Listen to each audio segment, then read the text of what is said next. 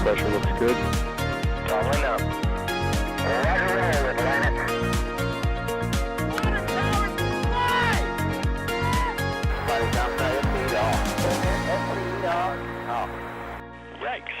You bet. Concur. We don't need any more of these.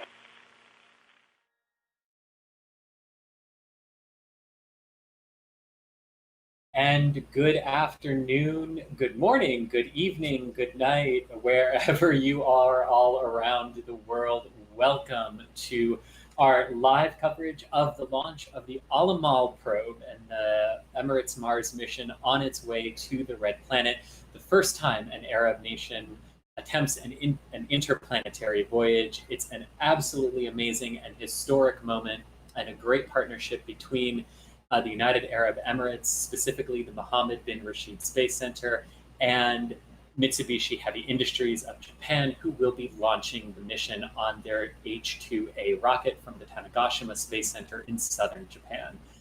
I am Chris Gebhardt. I will be your host today. I am also the assistant managing editor of NASA Spaceflight, and I am joined today by my colleague, Ian Atkinson. Ian, how's it going, man? Hey, Chris. Hey, everyone. How's it going? Doing great. All right. And boy, what a launch is in store today, right? Oh, absolutely. It's a very historic mission. Mars mission regardless. Mars missions are pretty, they're not that common, but they are important nonetheless, in this one especially because it's the first Arab Mars mission launching on a Japanese rocket. So it's a very big collaboration. 100%.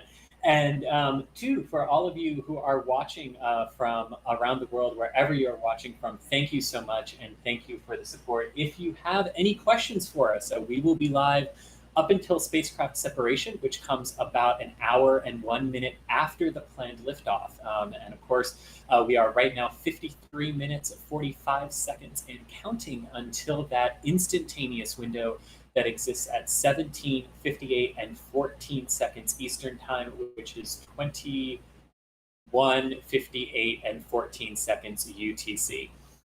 So that is what we are counting down to. That is what we are waiting for. There are some live streams that are out there, including some that are about to go live. So we will be bringing you that video, that footage, and everything from the Space Center of the rocket on the pad, and also some videos that the Mohammed bin Rashid Space Center is also showing on their feed of the launch today. But if you do have any questions for us, please go ahead and ask them. It helps us if you tag at NASA Spaceflight in the chat over here, and we can go ahead and get those questions answered for you. While we are talking primarily about the Emirati Mars mission and the Al-Amal probe, you can ask questions about Mars exploration in general, about why is it so special right now that 3 craft are going to Mars within 11 days of each other. Any question you have about interplanetary missions, Mars, this mission in particular, about the United Arab Emirates space program, feel free to go ahead and ask, and we will get those answered for you. Also, a special thank you and shout out, just like they do on airlines, to our members and those who support our channel and the work that we do, these live streams, and our ability to bring this coverage and commentary and Q&A sessions to you are a direct result of the support from everyone out there, and we really do appreciate it. So if you aren't already a member, consider becoming one. There are several different tiers that you can choose from. Any support that you can give is very welcome and very appreciated, including any super chats that you might wish to throw our way. But right off the bat, it does look like we have a couple of questions. So let's head on over and let's start taking them if you're ready for that, Ian. Sure. All right. So first question that we have here is, can you tell something about the Japanese rocket? So I think we can do that, right, Ian? Absolutely. All right. So the rocket that they are using today is the one that you see pictured there. It's the H-2A in its 202 configuration. So this is a single liquid-fueled engine major core stage augmented by 2 side-mounted solid rocket boosters and a liquid-fueled upper stage. the liquid-fueled upper stage contains a restartable engine, like most liquid-fueled upper stages do, and actually we'll get to see the H-2A perform that that long coast after reaching an initial orbit today, and before reigniting for the Trans-Mars injection burn, which will send the Al-Amal probe on its way to Mars. Overall, the H-2A is an incredibly reliable vehicle. This is its 42nd mission. Today, 40 of its previous 41 missions have been successes, with only one failure, which yields a success rate of 97.5%. And that one mission that did fail was because of a weird hot gas pad leak in one of the strap-on solid rocket boosters that actually destroyed the separation mechanism. So when it came time for the solids to separate, one of them failed to separate, and the added mass of carrying around that expended solid meant that the rocket couldn't achieve orbital velocity. But a very reliable rocket, very reliable, that we have launching here today. Anything from you, Ian? A little bit. So the H2 rocket, this is H2A, one of the 3 variants of the H2 rocket. First of which was the H2, now retired. This is H2A here, and the H2B is the one that launches the Japanese HTV vehicle. That's a cargo resupply vehicle for the International Space Station.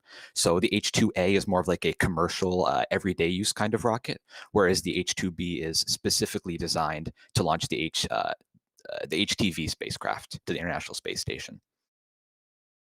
Yeah, and I think that's a good point, right? That the H-2A is a commercially offered vehicle from Mitsubishi Heavy Industries, and hence one of the reasons why it was chosen by the Mohammed bin Rashid Space Center for the launch of this particular mission.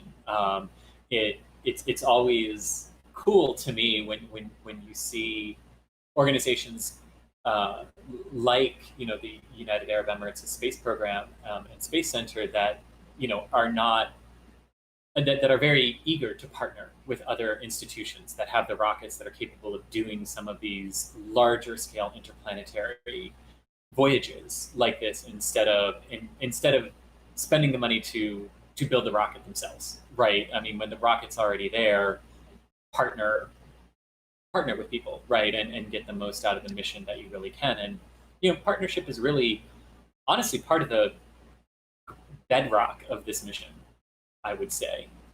From just the simple fact that the probe is a collaboration not just with the United Arab Emirates, but in particular as well, portions of it were built by the University of Colorado Boulder, Arizona State University, and the University of California, Berkeley here in the United States. And that includes some of the instruments that are on board the craft, and also some of the primary institutions of the 200 global research institutions that will benefit and get this raw data that the probe will send back from Martian orbit. Yep. Yeah, and also with Mars missions, there's a large amount of international cooperation in the past. We saw back, I believe it was in 2016, we saw ExoMars launch. That launched on a Proton rocket. That was a European probe. And then also the next ExoMars, which will have the rover on board, the Rosalind Franklin, that will have many Russian components built into it. So going forward with Mars, there's a lot of international cooperation happening in the past, happening now, and will certainly happen in the future. And especially when we take humans to Mars, international cooperation will be almost necessary.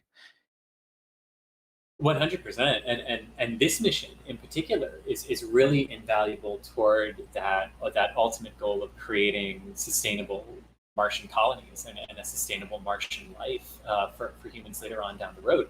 We mentioned earlier on that this probe will be the first I forgot to mention earlier on that one of the cool things about this probe is that it will actually be the first true weather satellite that we send to Mars, which sounds weird because NASA's MAVEN spacecraft specifically looks at the Martian atmosphere, the Mars Reconnaissance Orbiter, Odyssey, the ESA mission that is there as well, all look down at Mars, right? The rovers look up. The rovers have weather stations on them, but we haven't really sent a probe that's dedicated to looking at all levels of the Martian atmosphere across the Martian year. So this really is going to be an invaluable mission from the data return that it'll give us on some of the key underlying components of how Mars's atmosphere works to produce its weather, like dust storms and dust devils and things like that, and how the atmosphere is still being lost to space because of the solar wind. It's an impressive mission all around. It's one that's really going to help fill in a lot of the gaps in the knowledge that we have about how Mars works present. Yeah, and a lot of the Martian atmospheric science that we've gotten has been more of like a secondary payload or a part of a mission. There was a mission, the Mars Climate Orbiter, which was infamous for failing back in the 1990s. That was going to be, This as was the the name suggests, meters to miles. yeah, Mess up, right? Yes. yeah, that was fun to read for the first time. Yeah. But yeah, so the Mars Climate Orbiter, that was specifically made to study the Martian climate, not just the atmosphere overall, but a large amount of those components later flew on later missions. But so this is the first mission that's specifically, the main purpose of the mission is to learn more about Mars's atmosphere, the loss of the atmosphere, and to make an entire map of Mars's atmosphere for the first time. Whereas before it would have been just like certain chunks with spacecraft where they would aim their cameras at Mars, take pictures of certain regions of Mars, but this one is specifically designed to take an entire globe map of Mars's atmosphere. Exactly. Which is, you know, I mean, when you start to combine the data that this is going to give us with the weather station on Curiosity and InSight, the weather station that's going to be on Perseverance, if its launch and landing are successful, what the little Chinese rover and lander is going to give us from Tianwen-1 as well, and just combined with the fleet of, you know, the Mars Orbiter mission from India. There's part of the Schiaparelli mission from a few years ago, the one that crash landed. There was an orbiter component to it too. The Mars, it was a climate orbiter again from ESA and Mars Reconnaissance Orbiter and Odyssey. And when you really factor all of that in together, you know, we're building a nice little international fleet that all cooperates with each other and all complements each other in what they're looking at and how they're looking at the planet that we hope to one day call home. So really important. And there you see it. there is what all of our aspirations lie with today, the H-2A rocket on its seaside launch pad at the Tanegashima Space Center in southern Japan. Right before we came on air, I looked it up. The liftoff will be about an hour and a half after sunrise. So it is about 45 minutes after sunrise right now at Tanegashima. It should be an absolutely gorgeous launch as this rocket heads away from its pad. Again, another question that we got from one of our listeners who was, when we were talking about the rocket overall, wanted to know what the fuel mixture was for this particular rocket. So the solid rocket boosters themselves burn HTBP, which is a hydroxyl terminated polybutadiene. And then the core stage and the upper stage both use liquid hydrogen and liquid oxygen as the propellant and oxidizer for this particular rocket. So that is what we've got there. And then you can see here some of the control centers at the Mohammed bin Rashid Space Center in the United Arab Emirates, and the control teams on console there watching over the Al-Amal probe, which is tucked safely inside the payload fairing of the H-2A rocket, which is on its pad and fully fueled at this point for launch just under 42 minutes from now on its 42nd mission for that particular rocket. So Ian, I think right before we came on air, we were talking about what the most nerve-wracking part of a Mars mission is. There's several. What is it for you? There's several. Yeah. What are those nerve-wracking hold breath moments in a Mars mission for you? Yeah, so with Mars missions, can you give us a status both on your connectivity, please?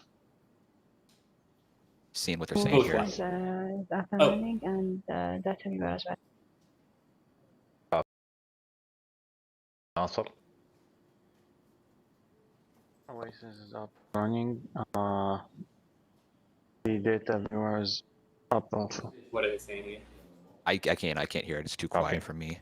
Oh, okay, Doesn't gotcha, make- gotcha. I couldn't hear anything. I couldn't my understand end it either. either. I'm not sure if Okay, they're speaking gotcha. English or Arabic. They will probably be speaking Arabic. I would Yeah, imagine, okay. in their But control yes, center. with the Mars mission, it's both a good and a bad thing that launch is not the scariest moment, both in the fact that launch vehicles are more reliable now and in that there's entry and orbital insertion, and not in this mission's case, but in other missions, landing are very stressful because around half of the missions to Mars have historically failed in one way or another.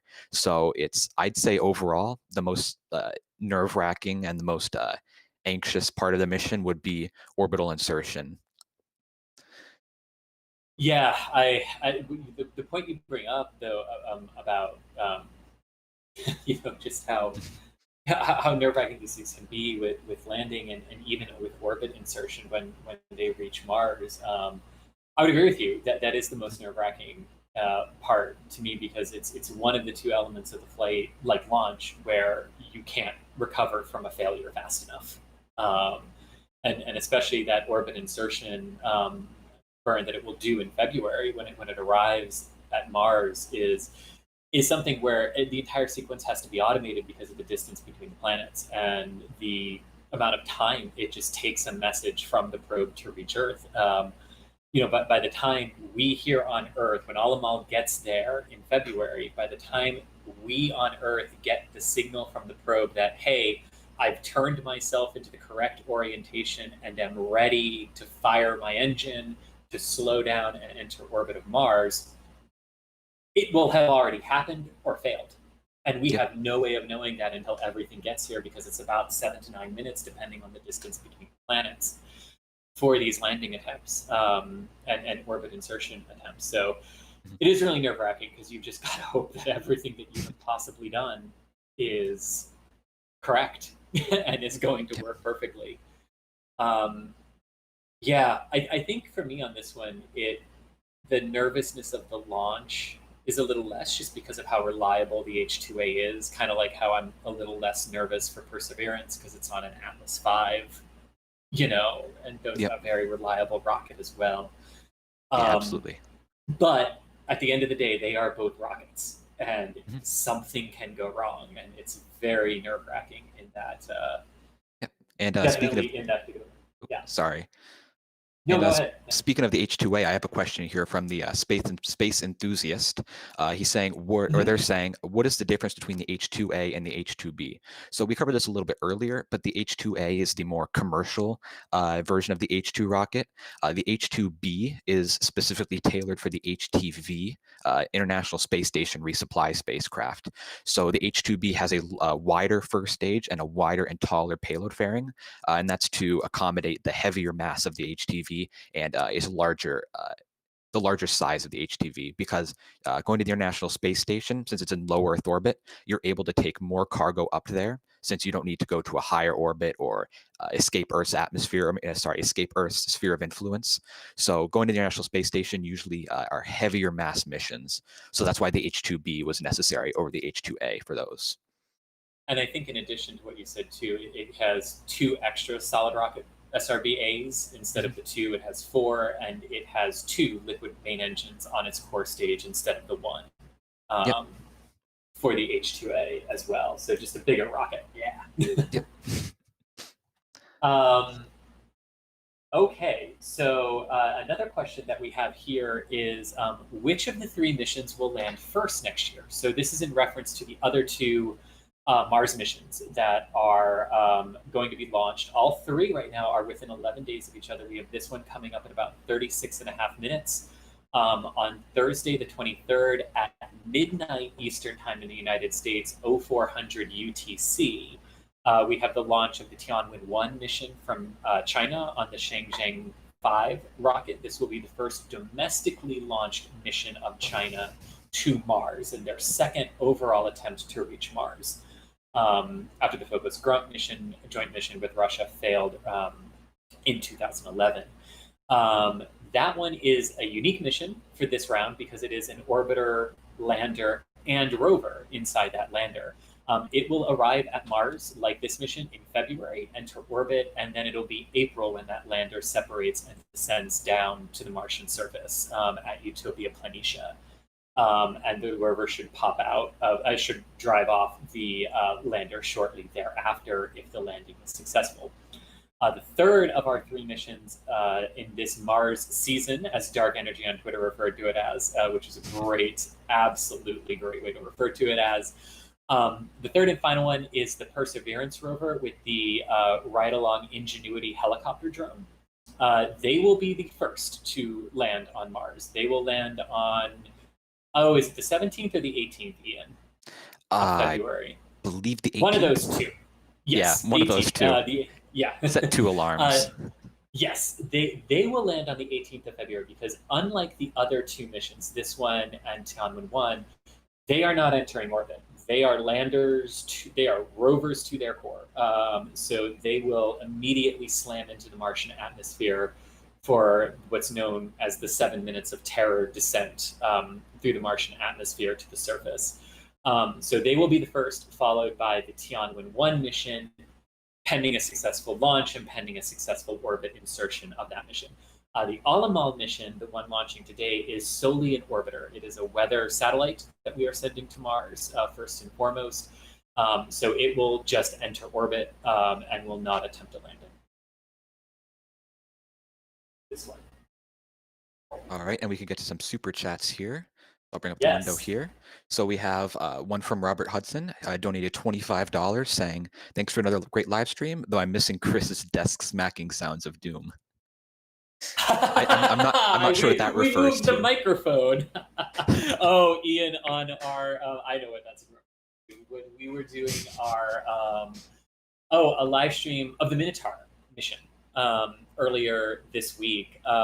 I have a habit of talking with my hands, and one thing that I do that I totally picked up from a previous boss is, for emphasis, if this is the surface of my desk, I go like this with my fingers, like for emphasis. But the microphone was on my desk, and everyone could hear the like deep rumbling roar every time I did it. So I changed my setup so I wouldn't do that today.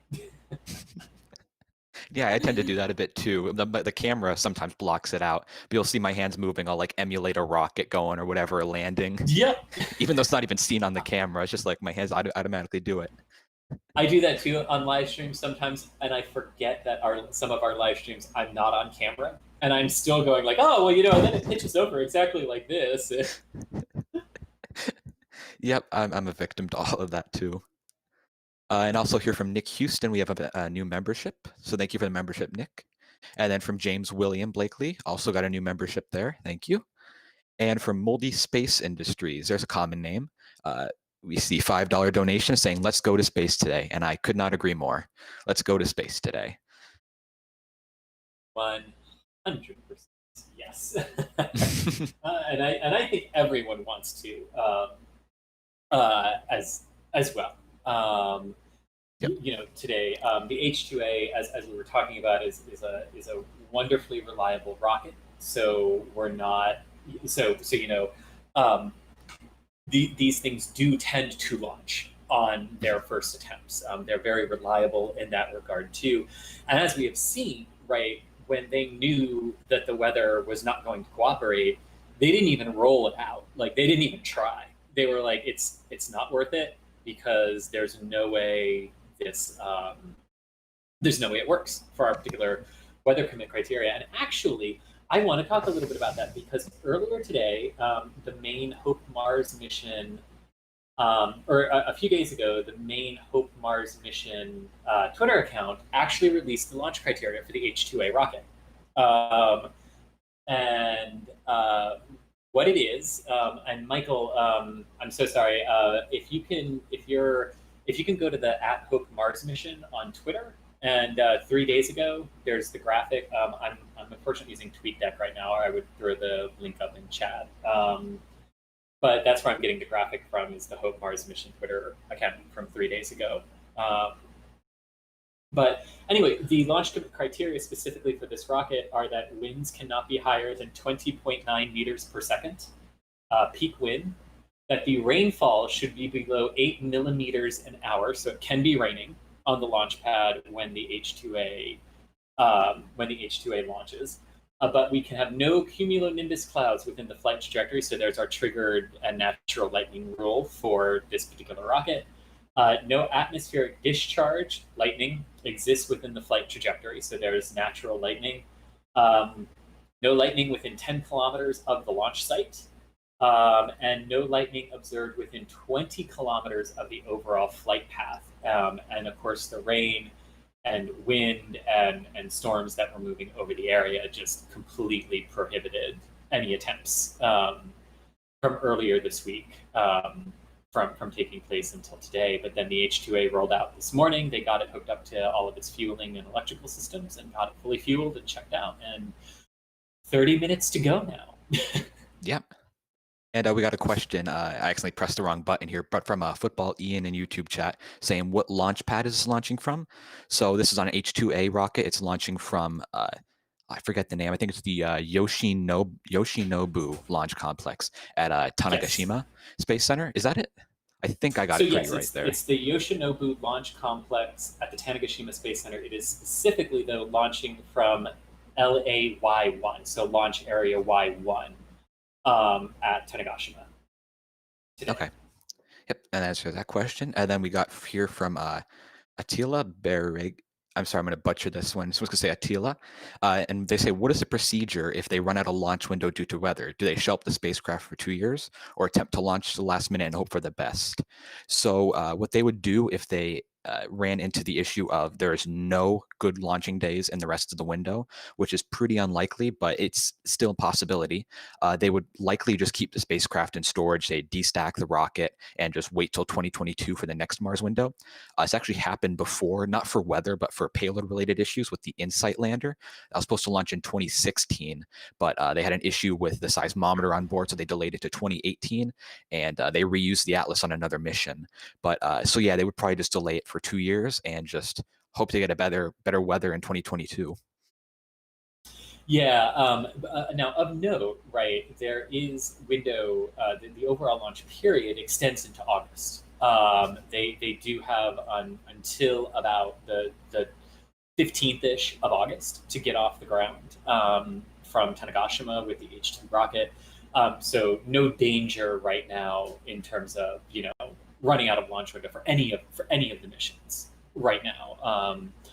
Honestly, Perseverance is the tightest at only about 17 days of window remaining from its no earlier than July 30th to the close of the window on the 15th. But there's a lot of days left for this one. So if there were a technical snag at this point that caused them to have to delay, it wouldn't mean standing down. But they also might, if the window continue, if they do, or if any of them get into the launch window to any major degree, they might very well leave it on the launch pad and just evaluate day to day to day. I mean, you see the lightning protection towers that Tanegashima has, so the rocket itself wouldn't be in any danger. The spacecraft is hooked up to purge air and everything. So the decision to roll back or anything probably wouldn't have to do with weather unless like a hurricane was coming at them or a typhoon was coming at them for that extra protection. But yeah. All right, let's see what other questions we have here in the queue. So here's one from Philip. We answered this one a bit before, but just to clarify, do we know much about where it's going to land and what it's aiming to do? So this mission, there's no landing component on board, no rover, no lander, nothing like that. This is simply an orbiter mission. But what the orbiter is going to be doing, it's a weather satellite. It's primarily going to be studying the Martian atmosphere. It's going to be taking entire pictures of the globe, or entire pictures of all of Mars's atmosphere. It'll have 3 payloads on board. It'll have a infrared, ultraviolet, and a multispectral imager on board. And it'll use those to study the different components of Mars's atmosphere, to study hydrogen and oxygen escaping the atmosphere and what causes them to escape the atmosphere. And so it'll just be an orbiter, and it'll be in a near polar orbit of Mars. So, yes, and then we have a question here from John Kraus Photos. Hello, John. And so no. John's question is, can you go into some detail about the challenges faced by previous Mars missions and what big hurdles there are throughout the mission. And this is honestly a really, really good question, because so the range of challenges that previous missions have faced have been anywhere from technical to human error.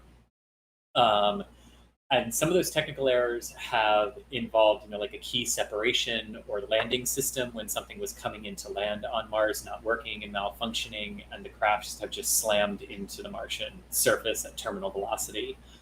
Some of the technological challenges that have plagued Mars missions in the past, I believe it was the Beagle mission from it was one of the Polar Lander missions that successfully landed on the South Pole or near the South Pole of Mars, but it had to unfurl 3 pedestals basically that had the solar arrays and could expose science experiments, and not all of them deployed. So the power systems couldn't activate and couldn't charge, and the mission died very quickly thereafter. There have also been en route navigational errors and failures. Russian missions from the Soviet era very famously almost made it all the way there and then suffered massive technical failures in the days leading up to orbit insertion or flyby. There's some great conspiracy theories out there about that one if you want to have fun on Wikipedia one night.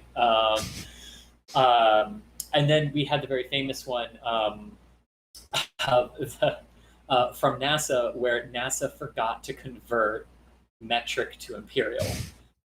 So instead of telling the craft to go by Mars at 100 miles, it went by, or instead of telling it to go by at 100 kilometers, it went by at 100 miles, totally missed all the gravity points it had to hit to enter orbit, and just kept right on going. That was one of the more embarrassing failures. And then we've also had launch failures. The most recent of which was the launch failure of the Phobos Grunt mission in 2011, where the frigate upper stage, or the Brit, back up, where the upper stage of the rocket, because I can't remember off the top of my head which rocket it was, from Russia, did not do the correct Transmars injection burn and actually stranded the payloads in Earth orbit, and they decayed and came sliding back down into the atmosphere a couple of months later. And that was the joint Russian-Chinese mission from about 9 years ago. So, the challenges are vast, and, the probes have to survive a 7-month journey. They have to be built to withstand coronal mass ejections and the radiation environment that the sun could throw at it. And then once they arrive in Martian atmosphere, they really need to be built to last a lot longer than planned, because we use these things until we absolutely can't anymore, because they end up acting as communication relays for other missions, to help other missions.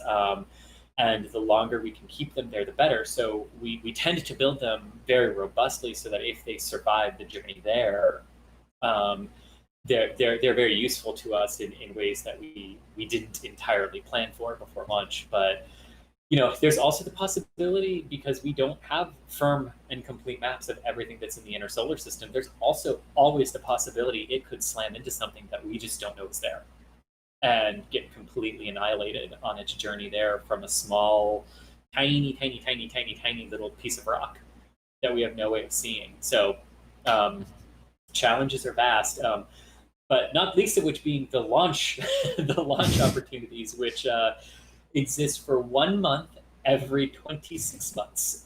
So this is one of those things where you really want to use as much of the window and try as early into the window as you possibly can for launch, because the windows are so short that if you miss them, you end up having to wait 2 years and 2 months to try again.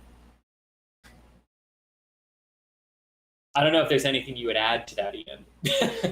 Yeah, I think just to add on to your robustness part, because as we all know, or as a lot of people would know, the Opportunity rover is an excellent example of longevity well beyond what was ever expected. It was supposed to last, or it was officially supposed to last 90 days. It ended up lasting for 14 years, rolling around on Mars. And also with the Mars Reconnaissance Orbiter and the Mars Odyssey and MAVEN, NASA was expecting to need to launch a new telecommunications specific orbiter called Mars 2022 or NEMO, but they realized that MRO and Mars Odyssey and MAVEN are operating so well that they actually don't need it.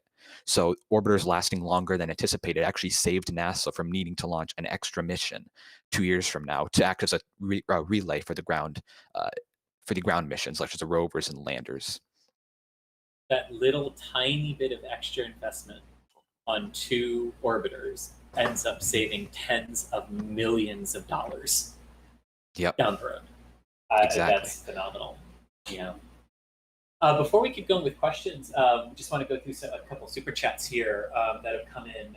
Victor Shum, thanks so much for the $10. We really appreciate the assistance there. It's donations and it's support like that allow us to do these live broadcasts, not just of launches halfway around the world that we are not physically at, but our live broadcasts of everything that goes on in Boca Chica with Starship testing, everything here from Cape Canaveral, including a live stream tomorrow of the Anasis 2 mission launch. But that's tomorrow. We'll keep the focus on Alamal and the Emirati Mars mission right now. Aces Dawn 1 said $10 super chat. Thank you so much. Came with a message that says, thanks for the coverage, NSF. Looks like a lot of fire suppression water on the hillside there. My first view of a UAE launch, so that's a new view for me. Yes, there were some water hoses that were definitely preparing the area for liftoff. We see these on H-2B missions too. The whole area kind of gets sprayed down and wet down and prepared for liftoff. One of the things that's different about this, and to point out, is that yes, this is an Emirati mission, but it is launching on a Japanese H-2A rocket. So the launch site that you're looking at is actually the Tanegashima Space Center in southern Japan.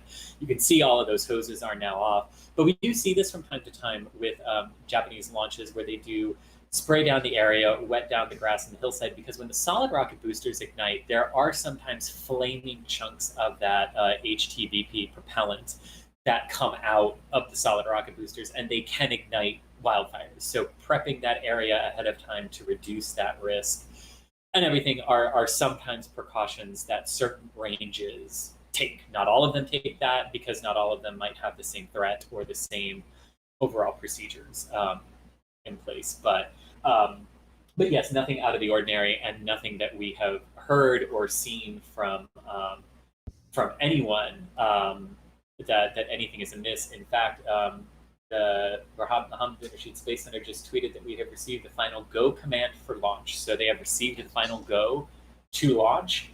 And it came with the message that in 20 minutes, the first Arab interplanetary mission will launch on its epic journey to Mars. This is history in the making. Very much so.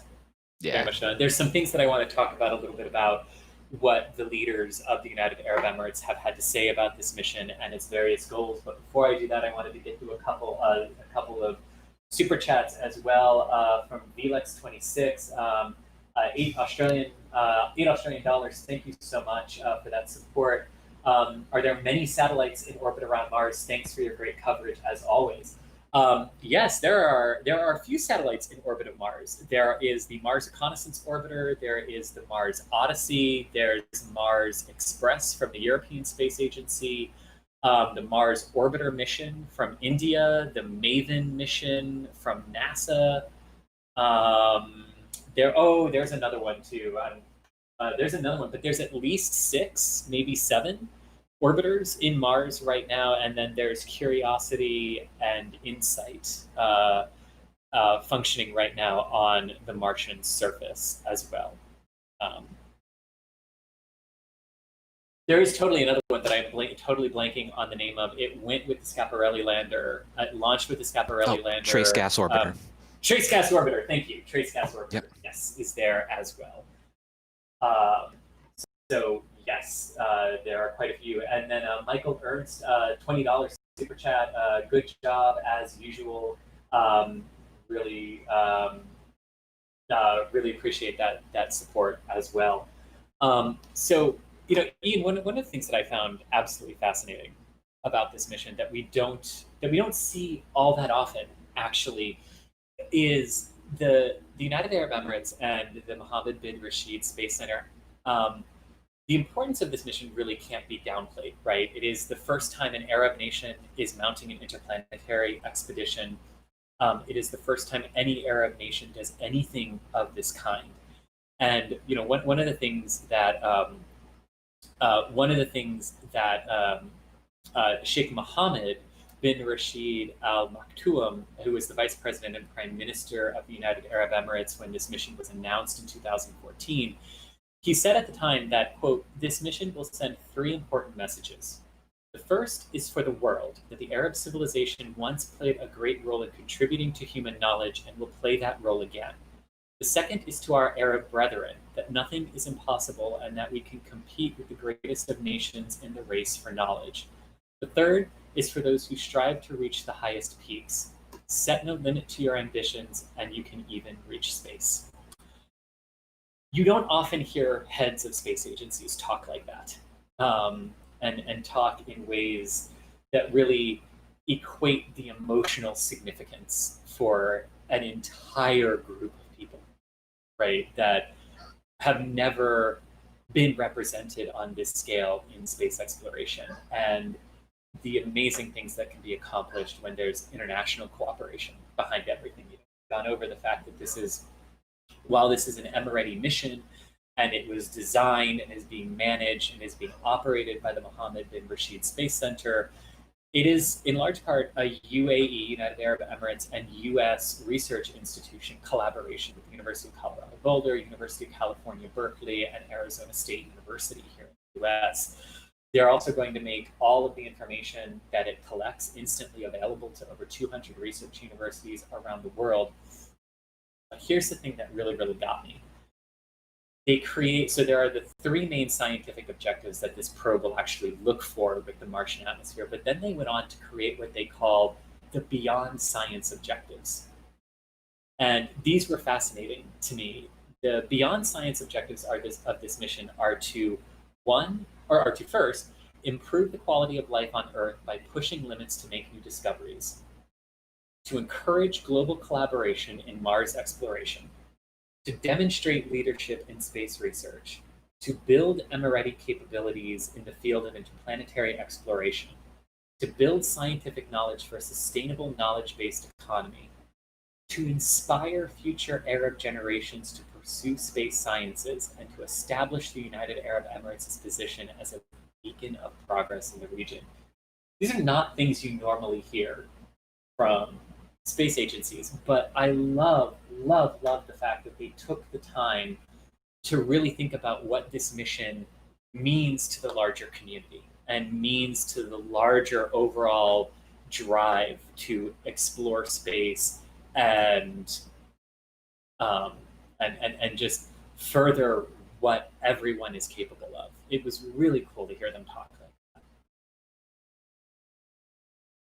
Yeah, yep, I agree. And it reminds me a lot of what not just NASA, but also like the entire American country did around the Demo 2 mission with Launch America, the emphasis they put around on America and actually being able to launch astronauts themselves to orbit. So it reminds me, because this is the UAE's first push to Mars. And so it's a very, very big day for them, very important milestone, and they'll learn a lot from it, no matter how the mission goes. So yeah, those are really powerful statements that they gave there, and I'm really cheering them on, and I'm hoping they can be successful in everything they do. I agree. It would be absolutely awesome for them to have a successful mission. Not the least of which because they would be able to very rightfully say that they were only the second country to succeed on their first attempt, and only one nation can boast that when it comes to Mars exploration, and that is India, which succeeded in the Mars Orbiter mission, or MOM mission, back in 2014. And it would be awesome for them to join that club as well. Yep. Yeah, absolutely. So you can see here we're about 11 minutes and 20 seconds away from liftoff here of the H-2A rocket from Tanegashima. For those of you who have joined our stream in the 47 minutes that we have been live, I am Chris Gephardt. I am green for some reason on my preview now. Oh, well, okay, I promise you we're not having a weird weather event here. My computer just apparently decided to go green. Yes, but I am the assistant managing editor of NASA Spaceflight. I am joined by my colleague Ian Atkinson, one of our wonderfully talented writers for NASA Spaceflight. And we are here covering and answering your questions about the Al Amal probe and the Emirates Mars mission, which is 10.5 minutes away from liftoff from the Tanegashima Space Center in southern Japan. If you have any questions, the entire launch sequence now, since we're at the 10-minute mark, the entire launch sequence will last 1 hour and 1 minute. The initial ascent to parking orbit will take just under 12 minutes to achieve. Then there will be a prolonged coast period before the H-2A's second stage reignites about 56 minutes after liftoff to do the Trans-Mars injection burn for Al Amal. And then Al Amal itself, which is the probe, will pop off the top of the second stage 1 hour and 1 minute after liftoff. We plan to be live through spacecraft separation, or at least confirmation of spacecraft separation. So if you have any questions, please go ahead and ask in chat, tag us at NASA Spaceflight. That does help us see the questions more quickly and more efficiently. And we have a super chat here from Pat, who $5 super chat, who wants to know, will the H-2A be responsible just for getting into Earth orbit or getting the payload all the way to Mars?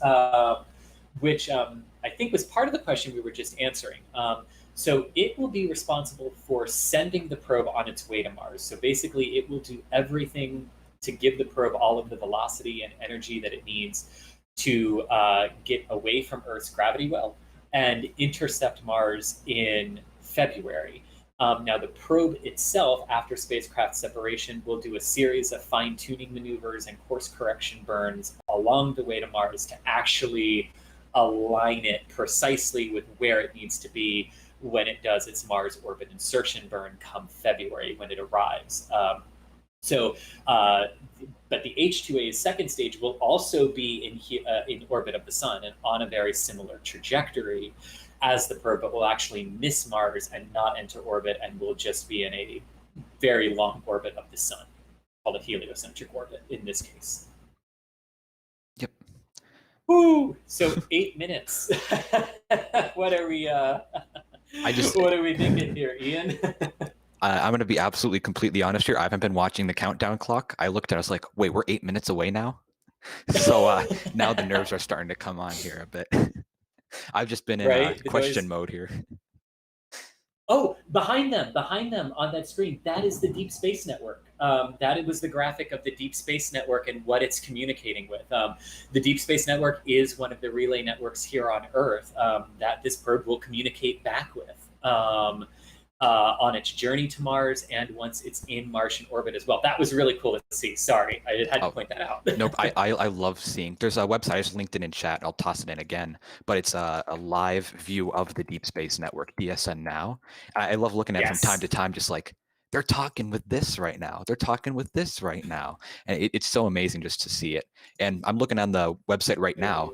They're getting downlink from Voyager 1, but also they're testing out the antenna for the Emirates Mars mission right now. So they've got 2 antennas ready in Spain to communicate with a spacecraft after the launch. So they're configuring those. They're ready for launch right now, which is, I love seeing these in real time. I do too. And Sixtong has a good question here. What is all that white smoke? So yes, it totally looks like smoke. It's actually vapor. You can get a better view of it. This is from the cryogenic fuel farm where the liquid oxygen and the liquid hydrogen, primarily liquid oxygen, are all stored. And because of the cryogenics, certain atmospheric conditions, if it's just right, you get these huge vapor clouds that can arise around the fuel farm, and it totally looks like smoke, but it's actually just the air condensed and it's gaseous oxygen in its cold form there. And that is an absolutely killer view of the payload fairing there, where Al-Amal is inside of. And you can see that, according to our mission clocks, we are getting close. Now, one thing I do want to talk a little bit about is our clock. So our clock that you see there that just passed 6 minutes is counting down to the actual time. We're at 17:58 and 14 seconds for the specific launch time. The stream that we are getting from the Emirati space program is about at most 30 seconds behind real time. So there is a lag. It's not on our end, and we're going to take that clock away in the final few minutes. But Michael, do we have audio that we can listen to for the countdown so that Ian and I know when it is actually going to lift off the ground? Just asking Michael, our producer on the back end, who is operating today's stream. If we can understand Japanese countdowns, the answer is yes. Yes, I think we can do that. And I noticed another interesting detail there in the mission control. There was 2 countdowns going on. There was one to liftoff, and there was one to acquisition of signal with DSS 63. And so I looked on the DSN Now website, and DSS 65 is ready an hour and 15 minutes from now for acquisition of signal in Spain. And that would correspond roughly to a few minutes after spacecraft separation. Yep. So, which is exactly what we would want to be acquiring signal. Yeah. From it to know that all is well on board. So here's a good question from Arev, who wants to know, what is the launch reliability of the H-2A, and can problems with the spacecraft inside the rocket cause malfunction anyway? So the H-2A is an extremely reliable rocket. This is its 42nd mission, so it has flown 41 times before. 40 of those 41 missions were successes. Only one was a failure. It's a very reliable rocket in that regard, in terms of its reliability. I don't know of any problems that the spacecraft itself could have that would affect the rocket during liftoff. The rocket has its own computer systems and guidance and navigation. It's not relying on any. The payload's just kind of along for the ride, so to speak, for launch. It's really when it pops off the top of the rocket after spacecraft separation that the probe itself takes control of itself and its mission. So I hope that answers your question. I can't think of a mission. Okay. Gotcha. So we are switching over to the official broadcast from Mitsubishi Heavy Industries here for the launch and liftoff here of the H-2A rocket, which is coming up in just under 3 minutes from now. The graphic that you see on screen, put together by Brady Keniston from NSF, is an H-2A rocket that is launching from the same pad, and there we see the live view from Tanegashima. I so want to see a launch from here at some point, because this looks like, hands down, the most gorgeous and picturesque launch site that I think the world really has to offer right now. It's just stunning there in southern Japan. But here we go, Ian. 2.5 minutes to lift off. I'm getting nervous now. And me too. So very quickly, let's go over what we can expect today. So we will have ignition of the main core stage engine about 7 seconds before liftoff. At T0, we will have the instantaneous ignition of the 2 strap-on solid rocket motors and liftoff of the H-2A rocket. It will then climb, and for 91 seconds, those strap-on boosters will burn. They will burn out 1 minute 31 seconds after liftoff and be jettisoned 15 seconds later. We will then expect payload fairing jettisoned 4 minutes 6 seconds after liftoff, and main engine cutoff of the first stage 6 minutes 34 seconds after liftoff. Reef Coast, stage 2 will ignite, and then stage 1 will finish the initial orbit insertion of Earth 11 minutes 21 seconds after liftoff. There will then be a prolonged coast to 56 minutes when the second stage will reignite to do the Trans-Mars injection burn, and then that will shut down an hour after liftoff, and then an hour and 1 minute after launch, we will have separation of the spacecraft. So that is our overall timeline today. For liftoff. And Michael, if we could have audio in our ear, because by my count we are 1 minute away from liftoff as the clock Pressurization of says the we liquid should be oxygen at and this hydrogen time. system of the second stage are complete. So 当地点火 indeed, and you can actually see the other launch pad there. The second pad, Y2, there off to the right hand side. Fueling emissions of the flame deflector are Which I launched. believe had been for the H2B rocket, and is partially being converted for 打ち上 H3 げ now. 1分前です It's 1 minute from The launch. H3 being the variant that will follow the H2 here. And here were Alright. the audio we're listening to is the countdown net. Oh, so I can't hear anything, Ian, so you take it away. If you've got the Alright. countdown net, I can't hear anything. It's a You can countdown see- in Japanese. I can't understand, but I can hear it. Okay, there we go. Well, Should have done a little more preparation. 交換点完成開始 The so what launch you'll deck, the see thermal is separation water pressurization system has been activated. active here. What we should see is Rofi. So, フライトモード so オン here we go. We are in the Flight final mode on. seconds of our countdown. The next thing we are waiting for is Thermal Rofi, batteries. ignition of the radial outward firing initiators, which have ignited. Systems are go. So we are standing by for main engine start on the first stage. We have main engine start on the liquid stage. SRB 点火 And rocket ignition, liftoff. There goes the United Here we go. Arab Emirates' first mission to Mars, first Arab mission 午前 to 6 Mars 時 mission 58 launch. 分14秒に And look 種 at 子の that 宇宙センタ rocket ーから打ち上げ go. られました We have a lift Look at that pitch program. Look at that. Look at that. That is gorgeous. Yes, it is. I got goosebumps. This is absolutely awesome. You can see the rocket approaching the transonic regime. They're about to break the sound barrier. Oh, there's a condensation clouds going around the boosters. Gosh, look at that. Following liftoff, Wow. the operation control of the Look launch at vehicle has that been switched shock from the power. house to the launch control center. My word, look at that. All right, so they are transonic at this point, and they should also be through max Q, the moment of maximum aerodynamic pressure on the rocket. So far, so good for the H2A as it heads out over the Pacific Ocean from the Tanegashima Space Center.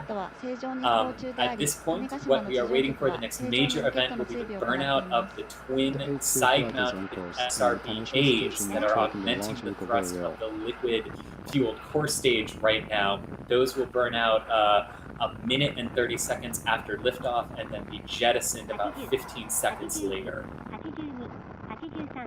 This again is the Emirates Mars mission with the Al-Amal probe bound for Mars, launching from the Tanegashima Space Center in Japan. Right now, all is nominal aboard the vehicle. The SRBs have burned Those out. boosters are burning out now. And you start to see the plumes beginning to expand as the rocket starts to leave the atmosphere. And there go the solids. SRBA 分離 Looks like both, and we see two, both solids have separated from the vehicle, so the H2A is now under the singular power of its single liquid engine on the core stage. This core stage will continue to burn until about 6.5 minutes into the flight, at which point we will have shutdown and staging. The latest tweet from Mitsubishi Heavy Industries indicated that there was a nominal on-time liftoff from the Tanegashima Space Center and that the vehicle was performing nominally.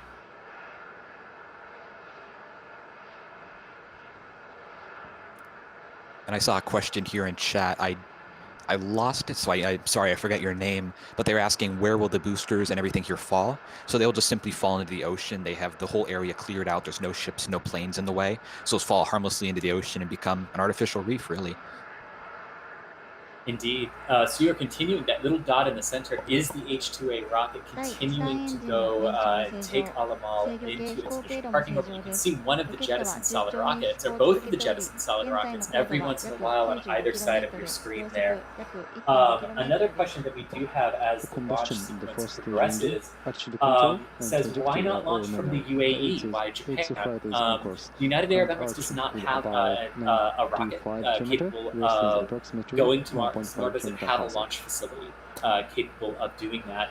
And the H-2A is a more than capable rocket for Mars transfer orbits and Mars transfer energy that they can give to a spacecraft the size of Alamal. And it is a commercially offered rocket, so it just made sense to go with the commercially offered option and focus the energy and the time into the production of the craft itself in this particular case. So here we see they have lost it from the long-range tracking cameras. So this is a real-time animation of what the rocket is doing as it continues to climb in altitude. We are approaching payload fairing separation at this point.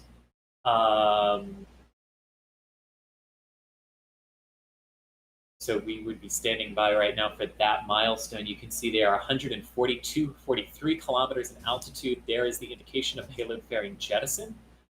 You can also see that the speed right now is 2,500 meters per second. The initial orbit insertion velocity will be at roughly 7,700 meters per second. So you can see quite a long ways to go in terms of velocity for the initial orbit insertion here. You can also see a good ground track too out over the Pacific Ocean for this particular mission. And you can see on the map there, we're about 2 minutes away from separation of the first and second stage. From there, the second stage will ignite and propel it to orbit. It'll shut down and then have a second burn about an hour after after the first cutoff, and that will propel it onto Mars. Indeed, and we do have, and they did have confirmation of a good payload fairing jettison that was called out over the net there a few minutes ago. So you can see the rocket heading east there, the little compass underneath it. You can see how it's pitched right now as it continues to gain downrange velocity. One of the interesting things about launching, and one of the interesting things about all of these missions, including especially the Mars missions, is that across the board, it's all about managing velocity. It's about hitting specific velocity targets to enter your preliminary orbit of Earth, and then hitting a second velocity target to send you on your way to Mars, and then having to slow down to a lower velocity target to enter orbit of Mars. It's all about energy when it comes to launching to Mars. Very much so. So yes, everything continuing to go well.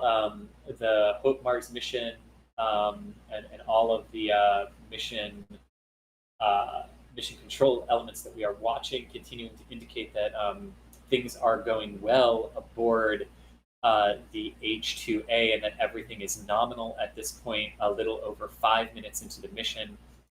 So we should be at this point about a minute away from shutdown of the core stage, which will be followed by a brief coast, stage separation, and then stage ignition on the second stage.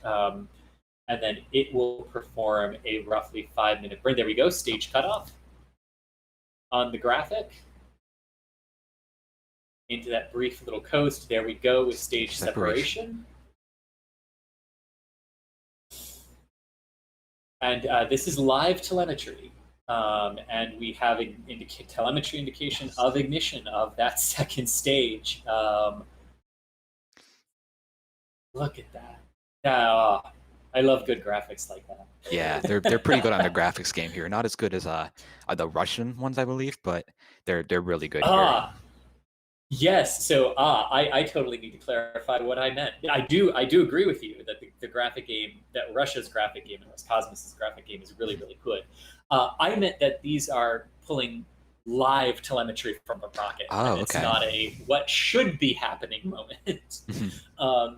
Just flashbacks to the Ariane 5 mission that went into the wrong inclination and they lost track of it. They lost communication with it, but the graphics kept going as if everything was fine. So there was a lot of confusion there because the graphics. Yeah. And it was the same thing with the launch abort of the Soyuz. What was I, MS-10, I think? I feel so bad for Yes, forgetting. Okay, it indeed. is MS-10. It was And- MS-10, yes. Yeah, and they aborted and they were saying the failure of the booster, and then it just kept showing stage separation, go and find orbit. I'm like, what is going on? I am terrified. But glad it all went So up we and have went well. about, indeed. So we have about 2,000 meters per second of velocity remaining until the initial orbit insertion is complete. You can see on the graphic here provided by Mitsubishi Heavy Industries, the very last piece of telemetry down at the bottom is the height of the vehicle, altitude of the vehicle. So you can see it's 244.8 kilometers in altitude, traveling, the number right above it, traveling 5,900 meters per second, or 5.9 kilometers per second. Initial orbit insertion will be somewhere around 7,600, 7.6 kilometers per second, depending on how circular the initial orbit is, or how eccentric it is, how non-circular it is. And the Hope Mars mission Twitter account continuing to say that everything is nominal with the mission at this point. You can see on the graphic there, we've got second stage engine cutoff coming up here 11 and a half minutes after liftoff. So that should be in a couple of minutes from now, actually, because we are 10 minutes into the flight officially right now. Should be, and again, they're tweeting that all is nominal with the vehicle at this point as it continues its climb to orbit. Again, if you're still watching, keep asking your questions to us. Tag us at NASA Spaceflight. We've still got an hour to fill here before spacecraft separation and a successful launch can be declared. So ask away, ask your questions. It doesn't have to be about this particular mission. You can ask anything about Mars exploration, about the missions that are coming up this year.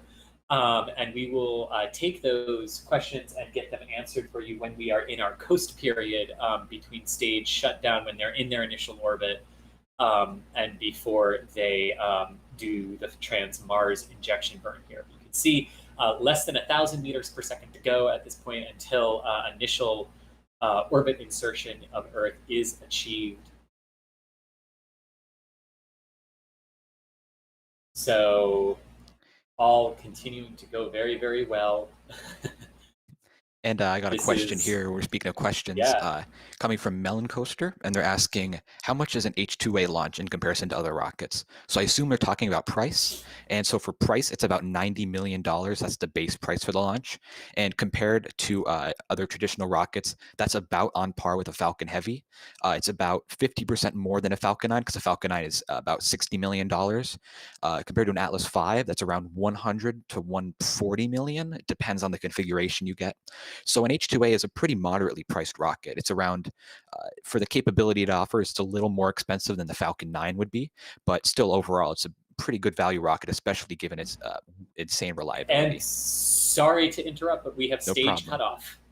We have SECO 1 in an orbital altitude of 254 kilometers, 7.3 kilometer per second velocity there. At engine cutoff. So that is confirmed. So good orbit insertion of Earth. We breathe again, Ian. Yes. it is at least in Earth orbit. So it is at least in Earth orbit, and this is very important. So it's about a 45-minute coast now. The stage will reignite its engine here 56. Pulling the timeline. 56 minutes after liftoff, the craft will ignite. It will reignite its engine for about a 4-minute long trans-Mars injection burn. So that is the next major critical milestone coming up here in the flight. And then after that, we will have spacecraft separation, at which point the next big event we're going to be waiting for, Ian, is it making contact with what you were talking about a little Exactly. earlier, which is one of the. You want to talk about that, about what we're going to be looking for right after spacecraft separation. Yeah, sure. So the first thing, one of the big milestones with any mission, not just this mission, after spacecraft separation, is getting signal from the spacecraft. So that will be using the NASA's Deep Space Network. And so the Deep Space Network is not just used by NASA. There's a lot of international use of the network, mainly Mars missions. Pretty much every Mars mission talks through the DSN. And actually right now, NASA's talking to Mars Odyssey, MRO, Curiosity, and InSight on the Deep Space Network. But with the Emirates Mars mission, we'll be seeing acquisition of signal about 45 minutes to an hour from now, so right after spacecraft separation. And from there, what they'll do with that, the spacecraft will say, hey, the launch went well. This is the speed I'm going at. This is how my systems are operating right now. I'm getting this telemetry back. And then from there, they'll work with the spacecraft and do course corrections as they go on to Mars. And yep, so that's the acquisition of signal about 45 minutes from now. Indeed. Yes, and one thing that they're going to want to make sure very, very quickly after it talks to the ground is, did you deploy your solar arrays? Because very important in these missions to confirm that they are power positive very early. So that's one of the critical things they'll be looking at too. And it goes back to the question we actually had earlier about what's in control, right? So the rocket is still in control. The second stage of the H-2A rocket is still the vehicle that's in control of the mission now, and will be until spacecraft separation, at which point control of the mission is handed off to the Al-Amal probe itself. This is notable too, Ian. This mission is notable too, because when it was first announced in 2014, they said launch in the 2020 Mars transfer window to get it to Mars by 2021. This is partly what, if this mission is successful and successfully enters orbit of Mars, which we have every reason to expect it will, is it will help actually celebrate the 50th anniversary of the founding of the United Arab Emirates, which is next year. So it's a nice milestone that they are celebrating too with their first interplanetary mission. So yes, so if for everyone who's still watching, let's do a little bit of housekeeping here as we enter the first of our prolonged coast, as we head toward the Trans-Mars injection burn. So one thing that we are going to so let's do some little housekeeping here before we talk about one thing that we're going to be looking for next in the mission. Some super chats came in during the launch or just before them. Harry Youngs, thanks so much for the £5. With a nice little joke there about how I'm not turning green, I'm resuming my natural color.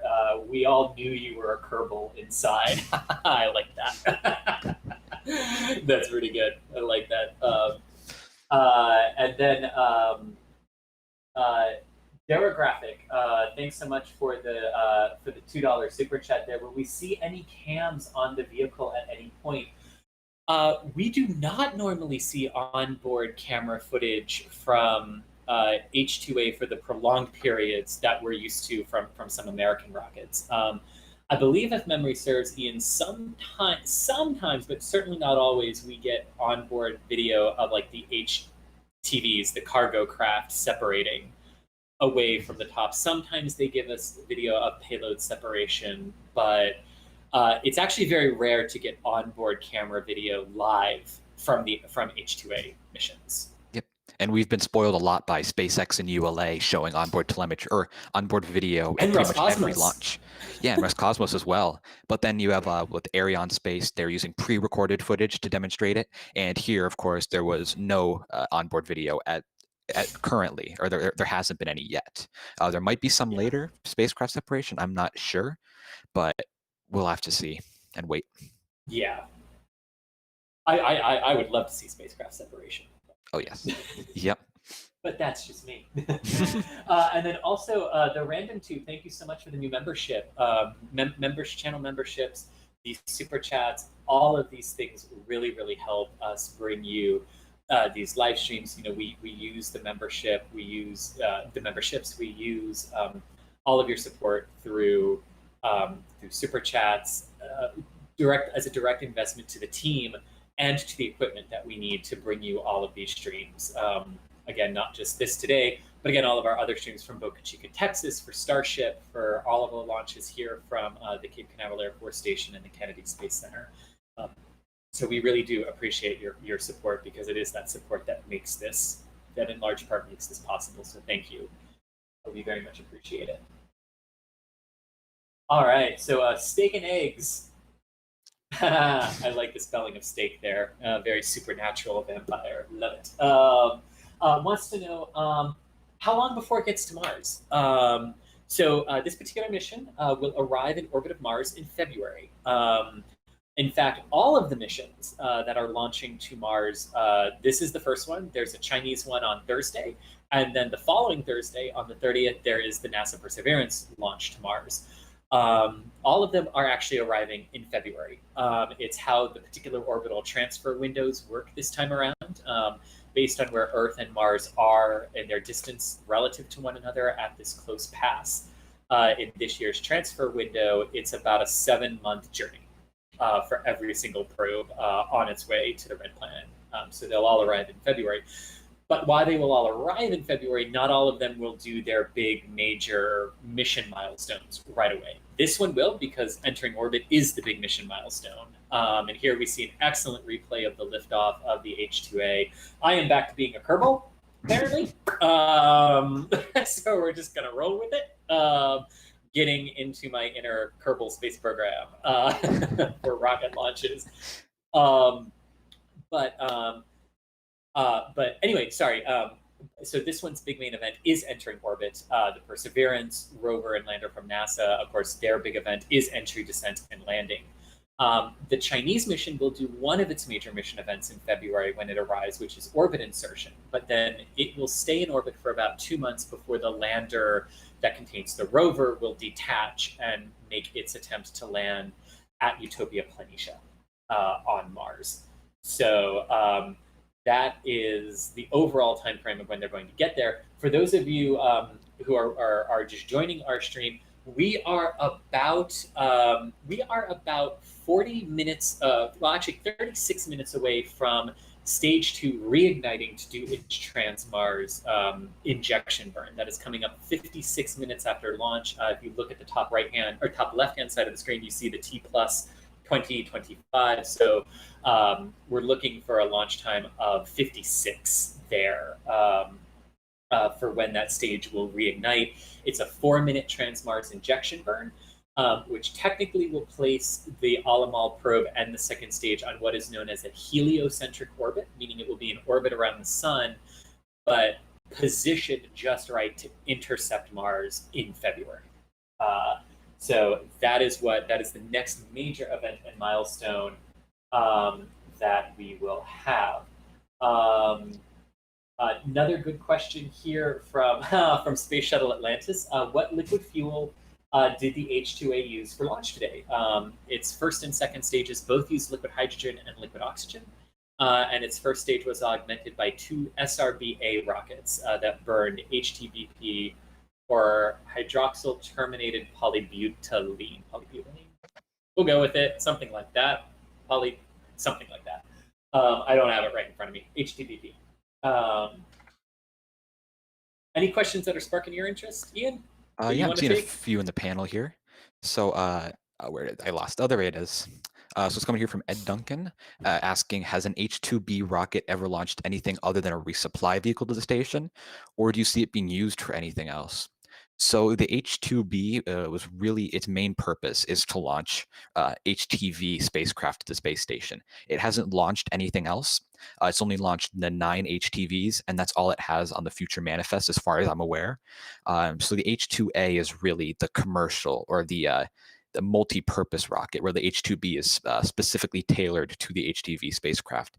And then again, there will be, correct me if I'm wrong, Chris, but there will be no more regular HTVs launching on H-2Bs, because they're switching over to the H-3 rocket instead of the H-2B. Yes.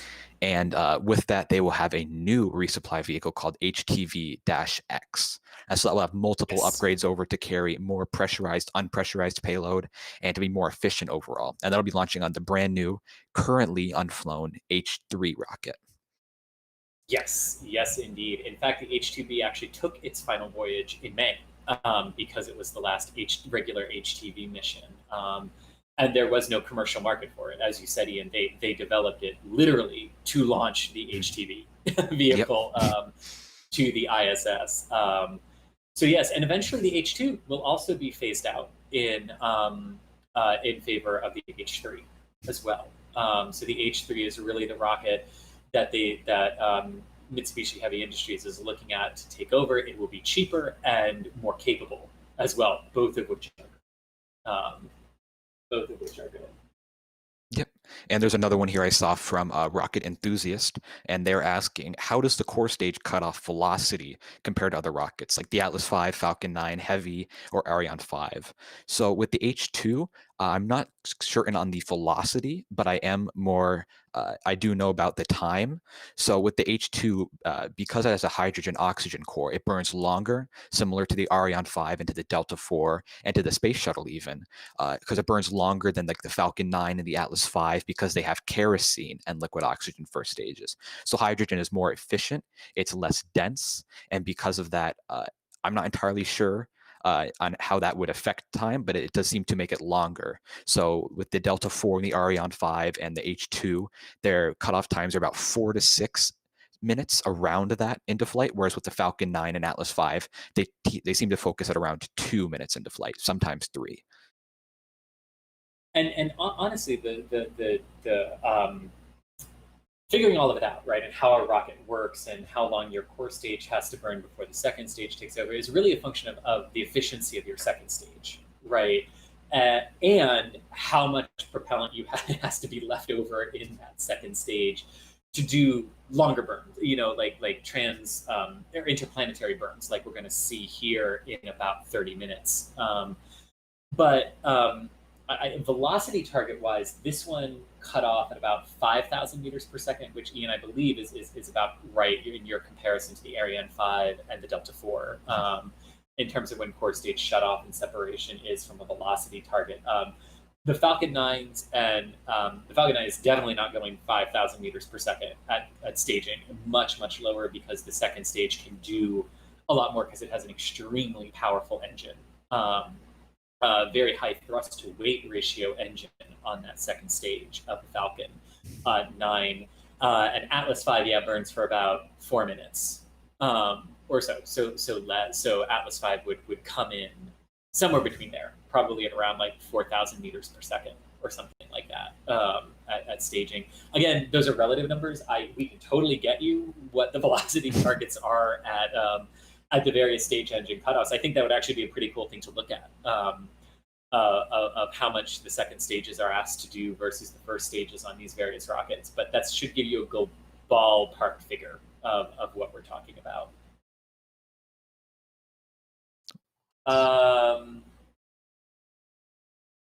So yes, so Cityware with a great question here. How does it disappeared from the question queue but didn't pop up? Interesting. Let's see if I can remember the question. The question, I clicked the little I clicked the little green check mark to send that question to. Oh, hang on, let me try. And it just totally disappeared. Like the question just literally disappeared. That's weird. The question was basically how many times around the Earth does it go before the trans-Mars injection burn happens? The answer is it goes about halfway around the world, little more than halfway around the world before the burn to send it on its way to Mars will occur. That burn will occur at a time that will allow the spacecraft to communicate with one of the dishes of the Deep Space Network in Spain.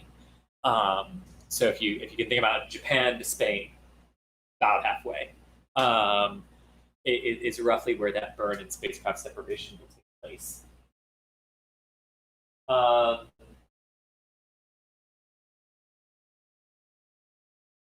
And another great question here from Philip Whitehouse, because we are looking, and that one went right away to the screen. So, okay, interesting blip. So this particular rocket, the staging set plan, where does this rocket take it? Does it take it to geostationary orbit, low Earth orbit, medium Earth orbit, or do the Mars insertion? So it is initially in LEO, in low Earth orbit. So the middle of those three options is what it originally inserts into here and where they are right now. And then the Trans-Mars injection burn will be underway here 30 minutes from now. So the rocket does all of that and then separates away from the spacecraft, leaving the spacecraft to do the fine-tune maneuvers and orbital corrections. Because technically what it's doing with the Mars insertion orbit is it's actually launching it into what's known as HEO, H-E-O, which is a heliocentric orbit around the sun, just designed in a very specific way so that the craft can intercept Mars in February. That is what we are, but that is the overall plan for how this will proceed forward over the next 30 minutes from now. And we've got some we have some super chats here too, and I'm already laughing at the first one. It's $2 from John Krause, and it just says thank, not thanks, not thank you, just thank. I love it. Thank John. I thank you too. It's awesome. And see you tomorrow, buddy. For the SpaceX launch. We had 2 pounds. 2 pounds that came with the question: why have most orbiters failed to enter Mars orbit? What a question, and a very good question too. So Mars is very difficult. Earlier in our broadcast, for those of you who joined us prior to the liftoff, Ian, you were talking about how that a lot of missions to Mars fail. The actual overall global success and percentage rate for mission success to Mars is 48%. So below 50. So the odds are actually in no one's favor right now. In terms of getting to Mars, it's very, very hard. Some things in the past that have prevented craft from entering orbit have been complete and utter system failures when they went to reignite their engine. There was the very not so great moment when NASA forgot to convert from metric to imperial.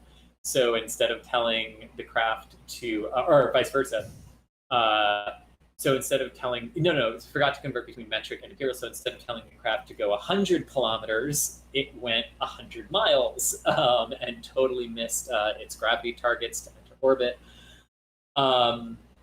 We've had launch failures before. It also, in a lot of ways too, it just comes down to the overall design of the craft and what they're built to withstand. There's no one specific reason. There isn't even a single reason that seems to get a whole bunch of people. It's all really mission specific for the reasons why they don't. But it does highlight the fact that even trying to enter orbit of Mars is very hard, because just like the landing sequences that all have to be automated because of it takes 7 minutes for a one-way signal to go back and forth between Earth and Mars, or to travel between Earth and Mars, and 14 minutes at minimum really to get back and forth for a round trip, that it's all automated and you have no room for error. So whatever is in that software has to be perfect, and then all of your technology has to work and communicate together to make it a success, because there's just no room to improvise and send correction commands like there are to things here close to Earth, even on things going to the moon.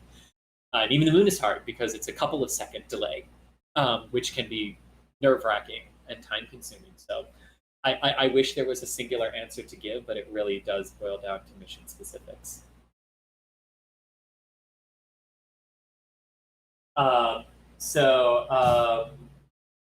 Another $2 super chat from John. The real Mars orbits are the friends we make along the way. Oh, John. Yes. And Sam Halter, thank you so much for the $20 super chat. It came with a comment, great commentary. Are you going to be live at KSC tomorrow, Chris? Yes, this is a reference to the Anasis 2 mission, which is scheduled to launch on a Falcon 9 rocket from the Cape Canaveral Air Force Station tomorrow at 5 p.m. Yes, I will be there with our live stream equipment. So expect another live stream tomorrow for the launch of that particular mission of the Falcon 9. Of note, a launch tomorrow would result in that booster having been turned around launch to launch in 52 days, which will beat the world ride record by 2 days. Pretty cool. So yes, we will definitely be there.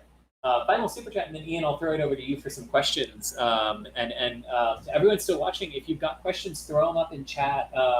And we will definitely get to them as we continue. We've got about 22 minutes until Stage 2 reignites on the H-2A rocket to perform that Trans-Mars injection burn. So if you've got questions, throw them up. We will get them answered. Remaining super chat, though, before we do, from Philip Whitehouse, thanks so much for the £5.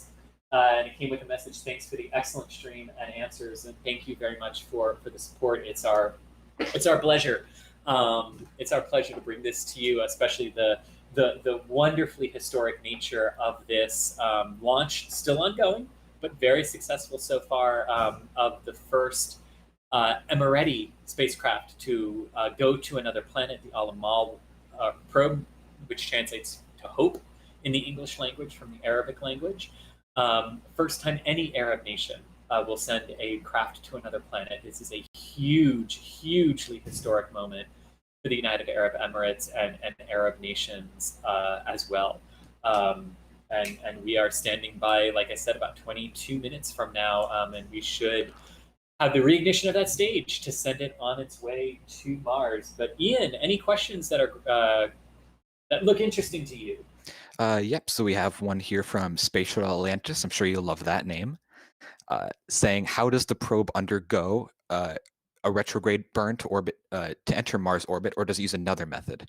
So the probe will be doing a retrograde burn. That's where it burns to slow itself down to get into capture into Mars orbit, and then from there they'll refine the orbit down to the exact orbit that they need over time. So that's what they'll be using. They'll be using a retrograde burn. And one question. Oh, actually, and sorry, I accidentally hit the wrong button. I meant to send this to the chat queue, but accidentally hit the check mark. With these Mars missions taking off back-to-back days, right? Will they arrive at Mars in the same sequence? Correct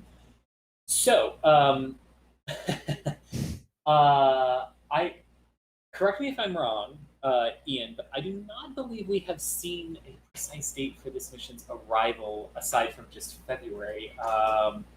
Let me check really quick. I know. Yeah, so all I've heard is orbital insertion February 2021. That still seems to be what a lot of places are saying. Did you hear a specific date? I have not. I've just heard February. Same. Checking the other one real quick to see if a date has come out. So we don't have a date for this one, just February of 2021 for Al-Amal. The Tianwen-1 mission from China will enter orbit anywhere between the 11th and the 24th of February, depending on what day it launches from and gets off the ground. And then Perseverance, the Perseverance rover will land on the 18th of February, regardless of what day it launches on. Thank you, Atlas V, for that one.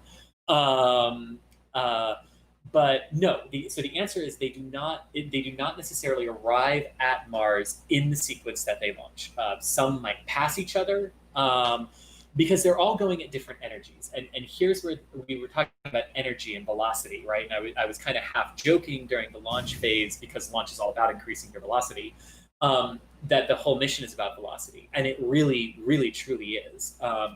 Because the Al-Amal probe and the Tianwen-1 mission from China have to be going fast enough to get to Mars, but slow enough to be able to use their engines to slow down, to do that retrograde burn that you were just talking about, Ian, right? To enter orbit of Mars. So by definition, you can't be going so fast that you can't slow yourself down, right? So that kind of inhibits or gives a speed limit, so to speak, to this particular mission and to these two particular missions from UAE and China. Now, the Perseverance mission from Mars also has a speed limit, but it's doing something a bit different. It's not trying to enter orbit. It's just trying to slam into the Martian atmosphere at the right point to do its entry, descent, and landing sequence down toward Jezero crater. So it can actually be going a little bit faster than these other ones because it's not trying to slow down to enter orbit of Mars. Its upper speed limit is a factor of how much its heat shield can take when it slams into the Martian atmosphere. So it too does have like kind of a speed limit to it, but I hope that sort of conveys how they can be going different velocities and how maybe this one is the first one launched, but not the first one that arrives, even though it might have an 11-day head start on Perseverance. Perseverance might get there first. Now, again, we have to wait to see what the specific landing date is for this mission. And I imagine they will announce that in short order because now they know the launch date, but what they're waiting for now is to confirm and make sure that the Trans-Mars injection burn coming up here shortly at T plus 56 minutes. You see we're at T plus 39.15 right now. But making sure that the final energy targets delivered by that stage match the mission profile. And then we'll likely get a landing date, or not a landing date, an orbit insertion, orbit arrival date for this particular mission. So back to you, Ian, for questions. All right. So another one here from Jade Y, and they're asking, let me bring that up real quick. They're asking how and what will JAXA contribute to the Lunar Gateway? And so right now, Japan is planning to have a habitation module on the gateway. There's no plan set in stone. That's just what they've been proposing. But NASA is absolutely on board with working with international partners, specifically JAXA, the European Space Agency, and Roscosmos. The last one, there's been some turbulence in the past few days about, but we'll have to see what happens in the future.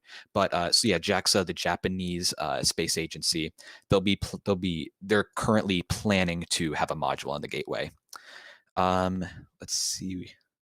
And one from Mary here, asking if this is a success, how many more launches are they planning? So if you're referring to Mars missions, this is the first and only one for the UAE currently planned at the moment. So if you're referring to the UAE spacecraft, this is the only one that they're currently planning at the moment that I am aware of. Correct me if I'm wrong there, but so yes, that's the only one that's being planned. You're correct. This is the only one they currently have planned. Yes. Okay, yep. And that doesn't mean that there won't be any more in the future. They'll probably learn a lot from this, and then maybe they'll go forward onto more orbiters, maybe even landers or rovers, but there's nothing that's been stated about that currently. And then we have another one. Oops, sorry, I lost that one there.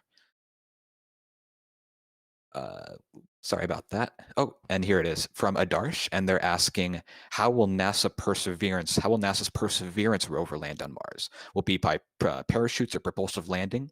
And it's actually a mix of both. So initially when it enters the atmosphere, it'll slow down with the heat shield, and then it'll use a parachute to slow itself down even further. But then what will happen, the spacecraft will separate from the parachute, and it will land using rockets on the Martian surface using what's called a sky crane, which is sort of like a set of rockets that will carry the rover down to Mars. Once it touches down, the rockets will fly away, and the rover will go on its mission. So it's really a mix of both there. And don't forget on Perseverance that those retro rockets bring it down to a hover above the Martian surface, and then a little sky crane winch lowers the rover the rest of the way. It is insanely complicated. I remember when Curiosity landed like 1 o'clock in the morning Eastern time or something like that. And I remember there was no way I was going to sleep because I had no idea if this was going to work. It was by far the most technically complicated landing anyone had ever attempted. And man, when all of those milestones just started coming in, yes, we did it, yes, we did it, yes, we did it, yes, we did it. And then it sent that signal, I'm on the surface, it said I'm fine and I'm alive. And it's like, oh my God, they did it. That's an incredibly complicated landing. Yeah, it's amazing. A sky crane is, it's you can't even imagine, at least for me, I can't even fathom just rockets and winches, landing a rover on Mars. And it's just like, how do you balance that? I don't even want to know, the poor software engineers. And they did it, and they just made it look so easy. Yeah, exactly. Which actually brings us, if you don't have one that you're itching to get to, Ian, in terms of the question, it actually ties in very nicely with the question that we did get from Ollie, who wanted to know what is the first country to successfully do a Mars mission, which is a fantastic question. The first country to completely successfully do a mission was NASA with the Mariner 4 mission. The 28th of November 1964 was its launch date, and it conducted the first successful flyby of Mars on the 15th of July 1965. Prior to that, the previous NASA mission, Mariner 3, failed in a launch failure. And prior to that, the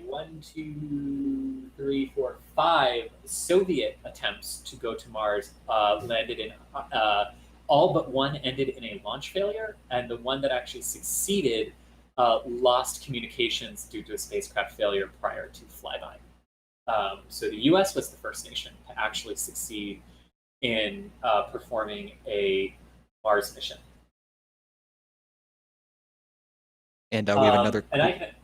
We have another question from Ollie here, and they were asking, is India launching any Mars missions soon? So in this transfer window in 2020, they're currently not planning that.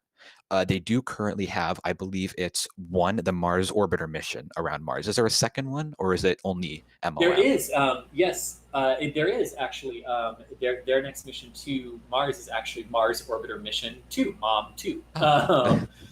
Which is currently planned to launch in the 2024 transfer window. Okay. So 4 years. So not 4 years. It's every 26 months. So 52. So yes, 52 months from now is when they plan to launch Mars Orbiter Mission 2. Oh, and we have a thing here from David Foro asking or clarifying, what about the Japanese rover for Artemis? So yes, there have been talks over the past week or two about Japan possibly being the one to provide the rover, the human rover for the Artemis missions, and even the possibility of maybe using it as the first simple HAB module on the lunar surface. So rather than having a permanent lunar base, the astronauts would live in the rover. And so there's been discussions about that. Yeah, that would be very cool. It's like living in a van, but on the moon. Sunset was a little weak from this location. We've got 14 days. Well, we've got 14 days to relocate or something like that. Yeah, exactly. But I think there's sorry. I think there's a. Oh, I was just going to say, I think there's a larger point to that question and to your answer in particular that really. That really gets me and makes me go, like for as much as we've seen very sadly Roscosmos say they're not really interested in large-scale international cooperation or efforts beyond the International Space Station anymore, just kind of solely with China going forward for lunar exploration. This, what we're talking about Japan potentially providing the rover or one of the habitation modules on the lunar surface, a lot does. The main focus for the return to the moon, right, is NASA, because NASA is leading it. And then I would argue that the second main focus is, in terms of the organizations that get talked about a lot in terms of the Lunar Gateway, is Europe, because they are providing the European Service Module, which is very critical for the Orion vehicle. And obviously ESA will be involved with the actual modules of the Gateway as well, and their outfitting and contributing to that. But Canada and Japan are doing a lot in the robotics field. They might not have individual modules or habitats on the Gateway. They might partner with NASA or ESA for those. But I think exactly what you were just talking about really highlights the international effort of what we're looking at here, and what we're attempting to do, where Japan is in very serious talks about providing some of the transportation services on the lunar surface. And that does speak to this, because this mission, as we keep saying, it is a huge moment for the United Arab Emirates and Arab nations, but it is at its core international, and they have been very, very upfront with that too, that this is a mission for everyone. And I would not necessarily be surprised. In fact, at this point, I would almost expect that some of those future Mars missions that you were talking about earlier, Ian, whether they be landers, rovers, something with the Lunar Gateway, but future missions, I wouldn't at all be surprised to see the Emirati space program and the Mohammed bin Rashid Space Center participate in those too. And I think that would be a very, very important moment and participatory effort on everyone's part, very much akin to the anniversary we just celebrated earlier this year of Apollo-Soyuz linking up in orbit. And really hammering home that idea that space is peaceful cooperation, where we set aside what's happening down here. Yeah, exactly. And to go on what you were saying before, talking about future Mars missions, this is something I think I was talking about on the Discord the other day. Perseverance is the last planned set in stone NASA Mars mission. So after Perseverance, there's nothing set in stone for NASA going to Mars. The only things that are like in limbo are the formerly Mars 2022, now renamed NEMO, telecommunications orbiter that could be going up later this decade. And then other than that, there is whatever happens with Starship. There probably will be NASA involvement, and then also a Mars sample return mission. And the thing is, with all of those, none of them are set in stone in the slightest. They're all in early development, and they can change at any time. So Perseverance is it for a little while from NASA. But we do know too that in the 2022 transfer window, there is an ESA mission, a European Space Agency mission, another lander, like learning from the failure of the Schiaparelli lander a few years ago. But it was the same mission. That was the same mission that launched the Trace Gas Orbiter, right? So this is the follow-on, and the Trace Gas Orbiter mission, Schiaparelli, and this one that is now planned for 2022. It was originally supposed to go in this window, but they needed a little more time to make sure everything was ready and perfect with that mission. So they delayed it to the next transfer window in 2022. But those missions were always meant to sort of act as cousins to one another, wherein you knew the first one was going and the second one was in parallel development and just a couple of years behind. So we do know there's an ESA mission coming up to Mars as well. But you can kind of sense that some things are starting to change with Mars, right? That it's no longer about sending the new orbiter to replace the next one. It's about, okay, well, what do we need that we don't have for humans, right? And to start really prepping for that, you can kind of feel, in some ways, that tide is turning. Yep. And even with the Mars 2020 mission, there is a dedicated instrument just to make oxygen from the carbon dioxide in Mars's atmosphere. It's called MOXIE, and it's like when you see that, you're like, okay, maybe humans are going to Mars sometime soon. They're really starting to build the blocks. So you got MRO, it's scanning the areas, trying to find good landing spots. There's even been, I believe it was last year in September, there were images found that are candidates for Starship human landing sites. I believe those are at the base of Olympus Mons. Correct me if I'm wrong, but it's amazing to start to see they're looking at human landing sites already, and we're still 4 to 6 years away. Optimistically from humans making it to Mars. And so it's exciting, but also for a more impatient person like myself, it's, come on, let's get this. Very much. Yeah. You can sense that turning. It's a good thing. It's a good thing. And we got another question here from Arav. I was actually going to take a couple super chats. Oh, sorry, no problem. Before we hit, because we're 5 minutes away from that transfer burn starting. All right. So I want to be mindful of that. We have one here from a Dynamite 13, a $2 super chat. What engine type does the probe use around Mars? Yes, so the Almaz probe itself is equipped with 6 thrusters that produce 120 newtons or 27 pounds force of thrust that are the main maneuvering system engines to do the course correction, major course correction burns on the way to Mars, to do the orbit insertion and orbit changing maneuvers once at Mars. And in addition to that, it carries 8 thrusters that produce 5 newtons each or 1.1 pounds of thrust force of thrust, which are the small little reaction control jets, the things that allow the probe to turn and orient itself in Mars orbit, or to orient itself for the major burns itself. So, and then another question from Brett Hamlin, $5. Thank you very much for that support. And the question is, how do rockets know their velocity? Is it from ground tracking or something on board the rocket? Yeah, so it is a function of the guidance, navigation, and control system on rockets, right, are at a certain point start running what's known as closed loop guidance, where they are trying, where the guidance, navigation, and control is trying to get you to a very specific point in space at very specific velocity targets. So it is using sensors on board monitoring its acceleration and its velocity.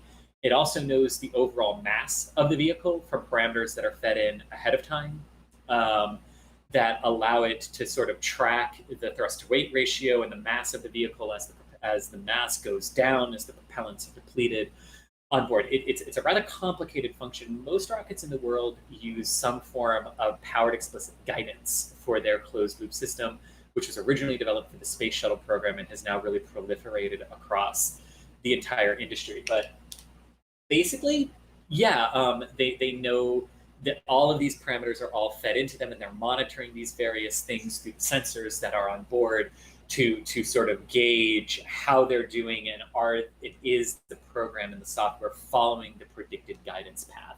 And if they're following the predicted guidance path, that's further reinforcing that the velocity targets are on point to what you're expecting in the mission. And right now, so per our timeline, let's check back with the all-important timeline. So right now, second stage ignition, 56 minutes, 39 seconds after liftoff. Now remember, the clock that we have is the actual mission elapsed time. The feed that we are getting from the Mohammed bin Rashid Space Center is a few seconds delayed behind that. So we are awaiting that time for spacecraft ignition. And Michael, did the Mitsubishi Heavy Industries stream just go down completely, or did they end it? Do we know if they're coming back for stage 2 reignition here? We'll see what we get what the answer is there. But anyway, we should be about a minute away from that reignition of the second stage. We do have a few more questions in the chat queue, which is good. So we will finish those up question-wise here after we have stage reignition, the Trans-Mars injection burn, and confirmation of spacecraft separation.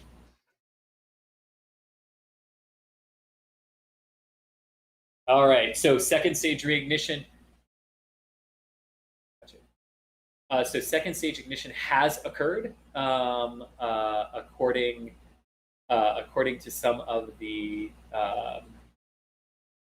ignition of the second stage of the launch vehicle has commenced 33 seconds ago, according to mission control at the Mohammed bin Rashid Space Center. So the Trans-Mars injection burn is underway.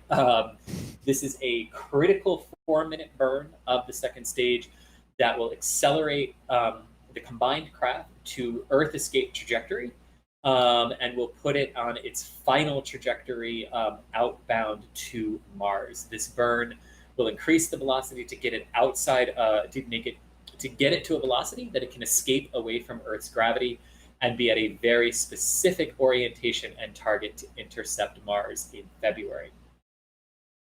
So that very critical burn underway in orbit, and now all we can do is just sit back and wait.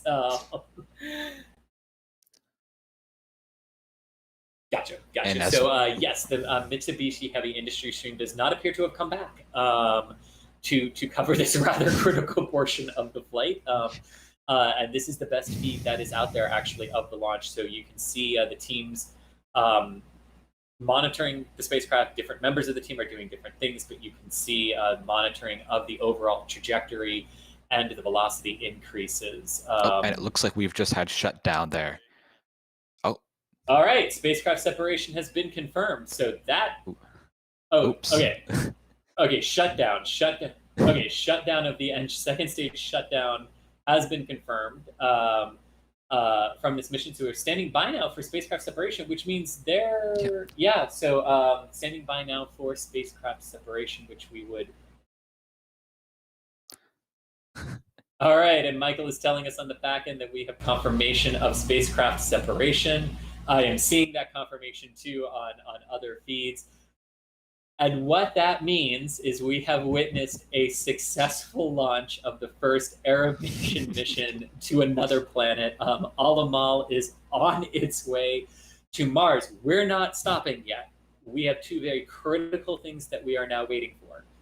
The probe is going to make contact with the Deep Space Network here at one of the dishes in Spain, and solar array deployment will occur. Both of those extremely important, making sure that the craft can communicate backward with Earth now that it has separated from its launch vehicle, and getting those solar arrays deployed, which you can see is coming up in about 3 minutes time. Here, based on one of the screen, there you go, the screen highlighted in the background there, 3 minutes to the deployment of the solar arrays, which will make the vehicle power positive. And that's the other really, really important thing we're waiting for here. Yep. So we're about 3 minutes from solar array deploy, and then there's a second timer on the left. You can see the green text. I believe it was about 12 minutes, if I remember correctly, till Deep Space Network acquisition of signal, and I got the Deep Space Network now going on right here, monitoring the antennas. The antennas are facing their horizon so they could track the spacecraft as it goes over. But that'll be good to see acquisition of signal along with solar array deploy. Oh, man, 100%.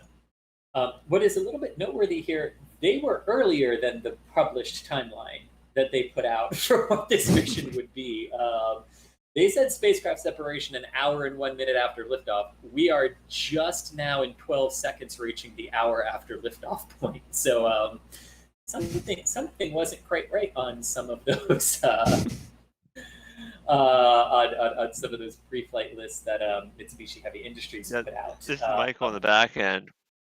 I'm talking on the stream now. What happened there is I thought everybody was clapping. I told you it had separated. And then I panicked. I was like, wait, it should be 3 more minutes. And then I assumed it must have been the upper stage cutting off. But they did separate. So I don't know what happened, but it was good. It was good. It was good. And the probe has successfully separated. So a little bit about what's going on right now. So the final velocity targets of what the vehicle actually did versus what was predicted,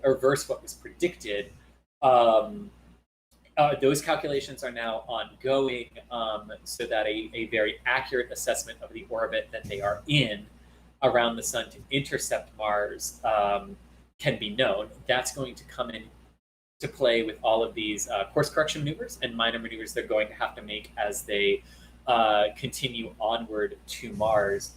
Mitsubishi Heavy Launch Industries confirms the successful launch and the successful completion of the H-2A's mission and separation of the Al-Amal probe. So that is good confirmation that the initial data look is very, very close to the predicted targets, is what that means, which means the H-2A basically nailed it.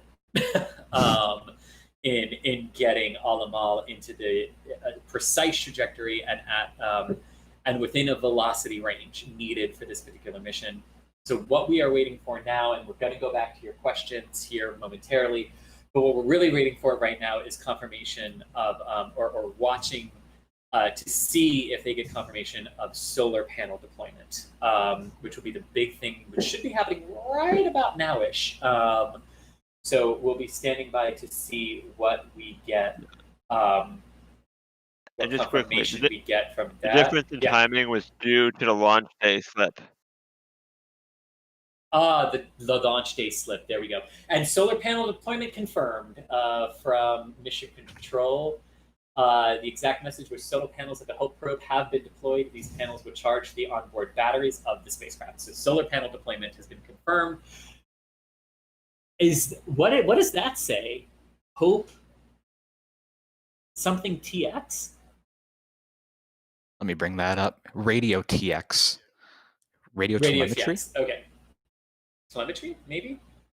I don't know. Is that when they're expecting to get acquisition of signal from Madrid? You can see the AOS on the upper left there. It's counting 32, 31. That's the AOS at Madrid. So I'm not sure. Maybe that's like a low band acquisition of signal. Oh, which may be because well, that's how they would have gotten confirmation that the solar panels are deployed would be through the low gain. Mm-hmm. So yeah, they'll be using the high gain network antenna, I believe, probably to get a AOS Yeah. at Madrid. Yeah. And the high gain antenna is important because high gain is how you get heavy amounts of telemetry back, like photographs, video, more heavy telemetry like that. And with a low gain antenna, with this low bandwidth, it would be very difficult, if at all possible, to get back the needed telemetry to have a successful scientific mission. Indeed. So, Ian, if you're good, I think we should take some questions as we wait for acquisition of signal through the dishes of the Deep Space Network in Spain. I can start us off if you want. All right, sounds good. Yep, do we want to do one? All right.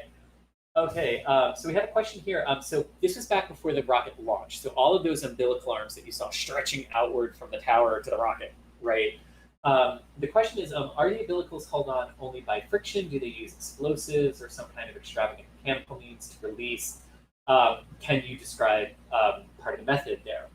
So yes, so those umbilicals are probably a mix of both. So all of them, first and foremost, are what are known as quick disconnects, the things that have to pull away very, very quickly from the vehicle at the moment of liftoff. What most companies do are the purge air hoses, the things that pump gaseous nitrogen into the vehicle or circulate air inside the payload fairing or the interstage or inert certain parts of the vehicle. Those are usually held on in a way that it's the physical motion of the rocket upward that severs their connections and they fall back. That way you don't have to deal with explosives.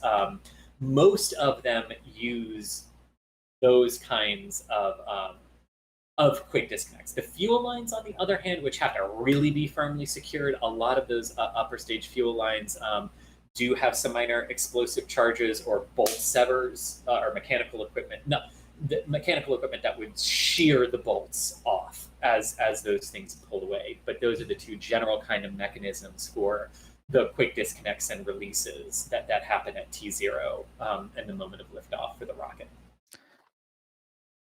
All right, and then we have a question here from Erav, and he was asking, first off, happy birthday to them. And they were saying, so why are launch pads on the equator better? This is more of a general spaceflight question, and the reason that launch pads on the equator are better or preferable to those higher up in altitude and inclinations are because launch pads on the equator, there's multiple reasons, and because launch pads on the equator, you get the full bit of a boost from the spin of the Earth. So the rotation of the Earth can give you a bit of a slingshot to give you a little extra performance. It's nothing insane, but I mean, every little bit helps. And also, launching from the equator, it's easier to get to geostationary orbits. And because of that, or because of launching from higher inclinations, you would need to change your orbital inclination if you want to get to a perfectly geostationary orbit over the equator. So you would save a lot of performance on it not needing to do the inclination change when you're on orbit. So it's not impossible, or it's not extremely harmful not launching from the equator, but you get a little bit of a benefit from it. And then also from Viniak, they're asking, what is the Martian atmosphere like? So the Martian atmosphere is about 1% the pressure of that on Earth. It's a mostly carbon dioxide, I believe around 95% CO2. But even then, it's a super thin atmosphere. No humans can survive without a spacesuit in the Martian atmosphere. So there's not much there. It's enough to generate dust storms and enough to extract the CO2 to make oxygen from, but it's still a long way away and would require a lot of work to make it a atmosphere that humans can live in without a spacesuit on. So that's the Martian atmosphere. And Chris, would you like to take some questions now? Sure. So we have one here from Geometry Dash. Why is the 2020 Mars window better than other Mars windows? So this is an interesting question. It's certainly not the most efficient transfer window we've ever been in, but it is on the side of being more efficient than less efficient, just based on where the two planets are in their respective orbits. The fact that Earth and Mars's orbits are not completely circular. There are eccentricities to them, so it helps when Mars is closer to the sun in its orbit, and when Earth is farther out from the sun in its orbit. It really reduces the amount of time it takes there. It reduces the amount of energy in some regards that the rockets have to impart onto the vehicles to get them on their way to Mars. But so this is one of the slightly more favorable in terms of the energy performances of of how much your rockets can give you than some others, but it's not the most efficient one at all. I believe it was back in 2003 was one of the most optimal transfer windows we ever had, taking just about 6 months to get there. We could use we didn't have to use a lot of energy. We could actually launch the two rovers, Spirit and Opportunity, 3 weeks apart from each other from Cape Canaveral, and have them arrive at Mars very, very quickly to one another. So this isn't necessarily more attractive or less attractive than others, but it also just happens to be a very busy Mars transfer window, because it just so happened to align that Al-Amal and Tianwen-1 and Perseverance were all ready to go in this window. And then with some launch slips and some rearrangements here and there, we end up with all 3 of them planning to launch within 11 days of each other, which is pretty cool. It's a busy Mars transfer window. Yep. But not necessarily the most efficient one. And only get busier from here as more and more countries and more spacecraft start going out. Especially 2024 is 100%. Looking to be a very busy transfer window. I can't wait for the first year that we have multiple Mars missions launching from the same space center, same spaceport. Mm-hmm. Again, going on their way to Mars.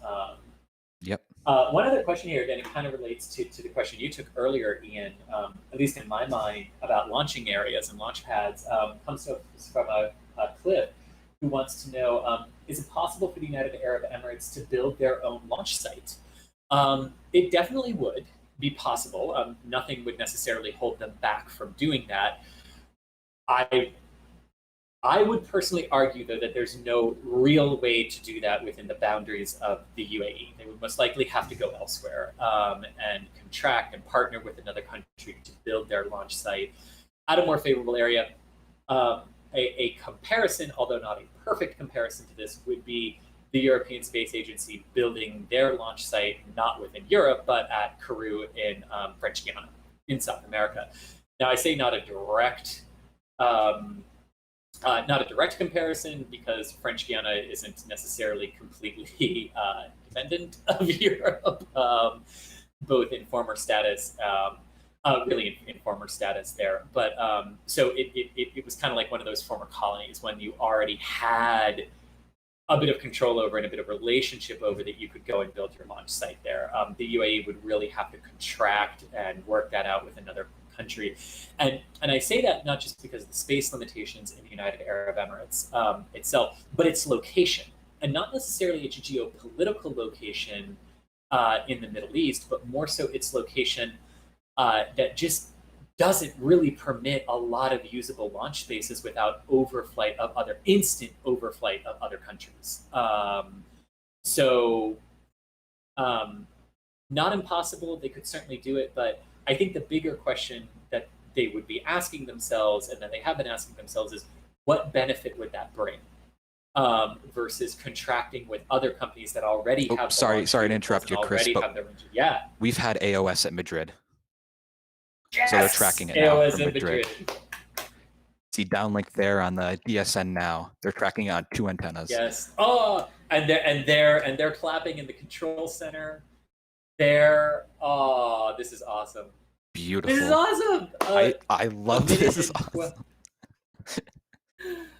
1 hour, 12 minutes after liftoff, we have good acquisition of signal of the Al-Amal probe, which is on its way to Mars after a successful launch on a Mitsubishi Heavy Industries H-2A rocket from the Tanegashima Space Center in southern Japan. It was an absolutely gorgeous launch, a flawless launch. The H2A did its job, bang on the timeline for what it was today with the launch slip.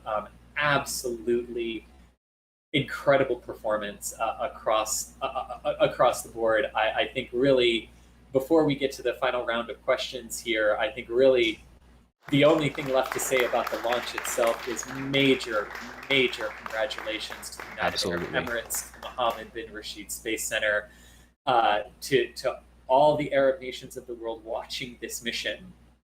This has to be an absolutely incredible feeling. I can't begin to imagine the pride that Emiratis are feeling right now, and that the launch team and the mission team are feeling right now, because this is absolutely wonderful to see this mission on its way to Mars. Agreed. Very much agreed. It was very. It's been InSight was the only Mars launch I've ever watched, so this is number 2 for me. So it's always exciting to see, and I can't wait to see them successfully make it into orbit and have just a really wonderful scientific mission, returning so much data that we drown in it, and I just can't wait to see.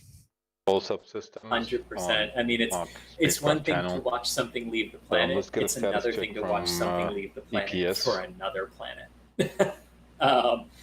I mean, do it 2 more times in the next 11 days, too. Ugh, how tiring. The switch indicator. I know, right? Ian, I'm going to go ahead and take the last couple of super chats here, and I see we have 3 questions left in our queue to roll through here. And Sivri, I hope I'm saying your name right. Sivre, maybe.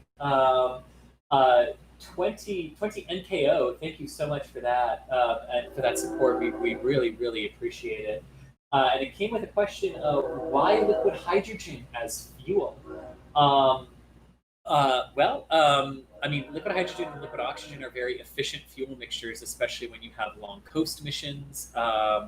And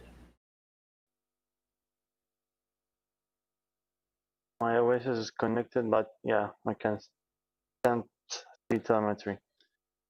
Okay, back to you. Thermal, Abdullah. Thermal is nominal. Battery temperature is as expected. All heaters are as expected. The tweeter temperature is good. Can you tell me the exact temperature of the tweeter? The battery temperature is 18 and the tweeter temperature is 40. Standby. So as you can hear there, they're talking about the temperature of the batteries, and they have nominal battery temperature. They'll be relaying they're getting this data through Madrid on the Deep Space Network. So right now it seems like they're just going through. Flight software is nominal. We have put it from FSA. Everything looks normal, but I still don't see any click of the applications. But you can't see applications? I don't see the applications cycling so far, but it's probably because of the put up sequence. So it will take some time.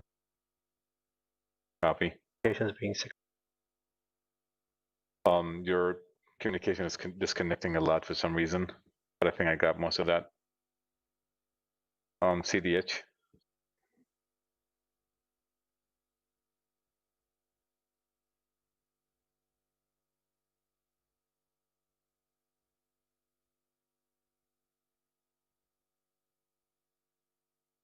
All right, so we can hear they're just sorting through all the systems on board, getting telemetry down from Madrid through the Deep Space Network, and just making sure all the systems on board the spacecraft, like you just heard telemetry, we just heard thermal battery, or battery temperature, and now flight software. We're just making sure they're all working, everything's operating at what they're expecting. And so we can listen, and they're just going to sort of like a no-go, no-go. Spacecraft mode and spacecraft mode.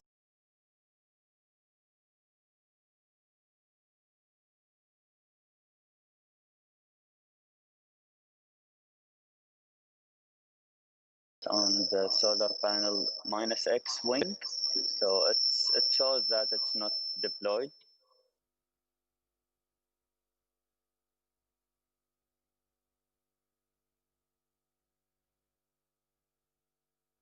Wait, did they just say something wasn't deployed? That's what I heard. Remarkably, audio came back right in time for me to hear that on my end. Yeah, something about like X-band, I believe. So it maybe they're having a telemetry issue.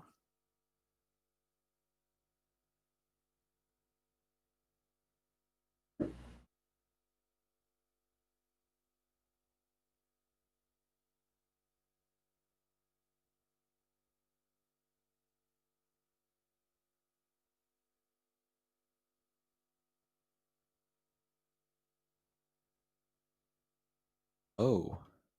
Oh. Okay, so there could be an issue with something not having deployed, such as possibly, hopefully not, a solar panel, but we'll listen in and keep hearing what they're saying. But I believe what they were saying before, that they're communicating right now in X-band telemetry. So I think that's what we heard prior to that.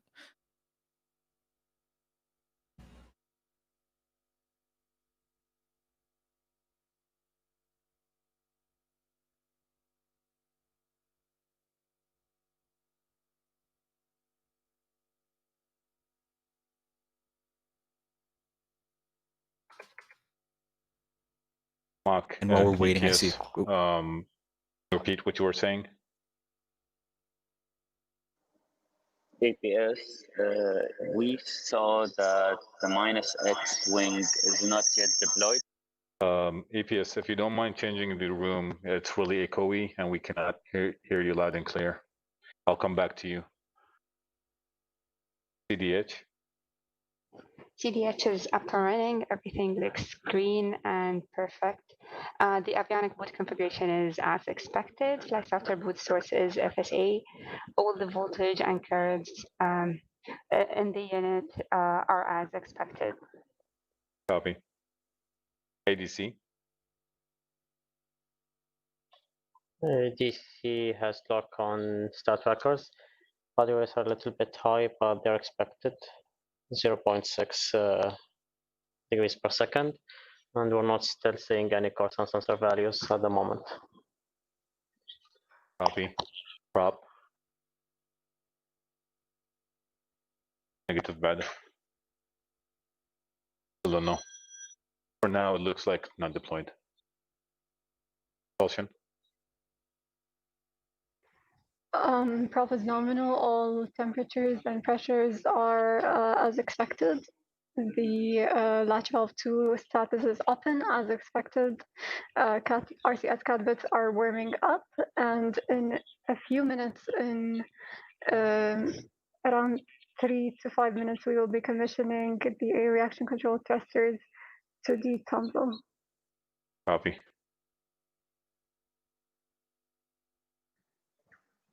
APS Hamid, spacecraft mark and spacecraft mark channel. Mark spacecraft. Congratulations, all the solar arrays got deployed. Thank you. There you go. That's excellent news. So both solar arrays have deployed. Spacecraft's operating well right now. That was stressful. Well, Thanks for the great news. maybe we breathed a sigh of relief too early there. That space going, don't you do that too are you able quickly. to see It's the tweets power of now? Mars just being like, ooh, don't get too sure. Woo! Thermal, yes, I was able to see the tweeted temperature. It was 25, but now the data is still. However, battery temperature is 25.09, which is just touching the yellow limit. And are you worried about that? Not really, because you have two battery temperatures, and if just a slight reading just above, it's fine for now. Copy. Mock spacecraft, no spacecraft. So batteries will... Mock spacecraft. Before the data becomes stale, I'll manage to see the applications running. So and managed to see the CPU utilization. So we are in a good shape with flight software. So flight software is nominal. Perfect. Great news, team. Thank you all.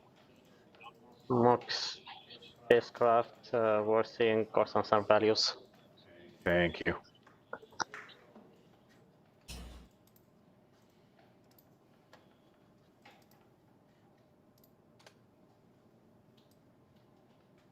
All right, so it does seem like the solar panels did deploy correctly. I got good thermals on the battery, they were just saying back there. So it seems like everything's going according to plan right now. So after this, they'll keep checking out the spacecraft, doing some trajectory correction burns over the next few months, followed by an arrival at Mars sometime in February 2021. So it'll be about a 7-month coast to Mars. And one thing that they were saying that at the end is flight software is nominal. At this point, everything aboard the spacecraft is nominal, with the one exception of there is one battery that is just slightly hotter than they thought it would be, but not a concern, as they were very clear to say there, which is very important because everything has tolerances, right? So your normal baseline battery level temperature, you might say, oh, that should be 25 degrees Celsius. And then it's actually in the mission, it's 25.2 degrees Celsius. Well, it's obviously a little hotter than expected, but it's not a red line, oh my gosh, something is wrong moment. And they said, expected that something was wrong. And keep looking at it. More clapping. Did I miss something? I didn't hear anything. I didn't either. Okay. Maybe on the internal loop. Maybe on the internal, yes, exactly. But oh my gosh, man, what a nail biter that was at the very end. But Alamal on its way to Mars, everything nominal aboard the spacecraft. That's a huge sigh of relief for everyone in the control room. And what a day. What a day for the United Arab Emirates and the Emirati people. Absolutely fantastic. The first mission of theirs to go to another planet on its way to Mars. The first Arab nation mission is on its way to another planet. Absolutely wonderful day and a great kickoff to Mars season. Someone who hasn't done this before, a nation who hasn't done this before is... So RCS vending. Oh, this was bringing up the reaction control system that they were talking about. So the reaction control system has started to power up and pressurize as they were expecting. That explains the clapping. At this point in the mission. So these are the activation of thrusters and everything. Here we go. And getting everything ready for that. We have another question here from Dr. VN, who was asking, why is the Probes capsule ejected from the top of the rocket and the solar arrays deployed early into the flight while there are still micrometeorites and space debris at these lower altitudes that could harm the payload? So yes, there is micrometeoroid orbiting debris in orbit of Earth. There is, that's a great graphic where you can see it's outbound to Mars now on the screen that they just flashed. Yes, there are micrometeoroid pieces of debris in orbit of Earth, but that is true throughout the entirety of the inner solar system as well. And you have to deploy your solar panels to be power positive, to charge your batteries, to charge all of the equipment, to have a spacecraft that is functional and able to do course correction maneuvers on its way to Mars. So there's no getting around that. You have to deploy your solar panels in this regard. The reason it pops off of the spacecraft right after the Trans-Mars injection burn is done is also because of the ability to extend the solar panels, to deploy them, to get power positive, to get into the proper orientation for all of these checkout maneuvers and early spacecraft activation activities that have to happen. But also crucially, it's not encased in anything after payload separation. It is exposed. So it's actually does no benefit to stay on the stage after the Trans-Mars injection burn is done. It's actually far more efficient to separate from that stage and get off and get going on your own for these particular missions. Before we take the final two questions, Jim Bridenstine has just tweeted, "Congratulations to the team that worked on the Hope Mars mission. It's truly amazing what the UAE Space Agency and the Mohammed bin Rashid Space Center have accomplished in such a short time. Hope is exactly what the world needs, and thank you to the UAE for inspiring us all. Wonderful message from the NASA administrator congratulating the UAE on the successful launch of the Al-Amal probe, which is on its way to Mars right now. Couple more questions left. Ian, do any of them speak to you? I could take the one here by David Foro. So they're asking, will the Artemis program use the International Docking Adapter style docking ports on the Gateway and Lander? So I do believe that they are using, is it the International Docking Adapter or is it the IDSS? That I cannot remember. I know they are using. Yeah, I thought it was the IDSS. Yeah, I believe it's the Gateway. Yeah. Latch valve 4. Latch valve 4 is now open. Copy. We are now in safe state. Copy. Thank you. Did they say All off nominal thrusters are now safety? firing to detumble the spacecraft and capture the route in safe state. Oh, and there we go. We got all Copy. thrusters are working on the spacecraft. Ah, yes.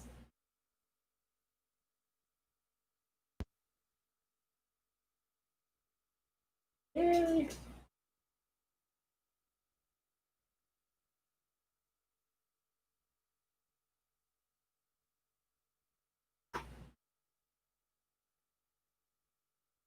All right, yeah, but to finish up on this question, so they are, I believe they are using the IDSS docking adapter on the ADC, landers please and let us on know the whenever you see the sun.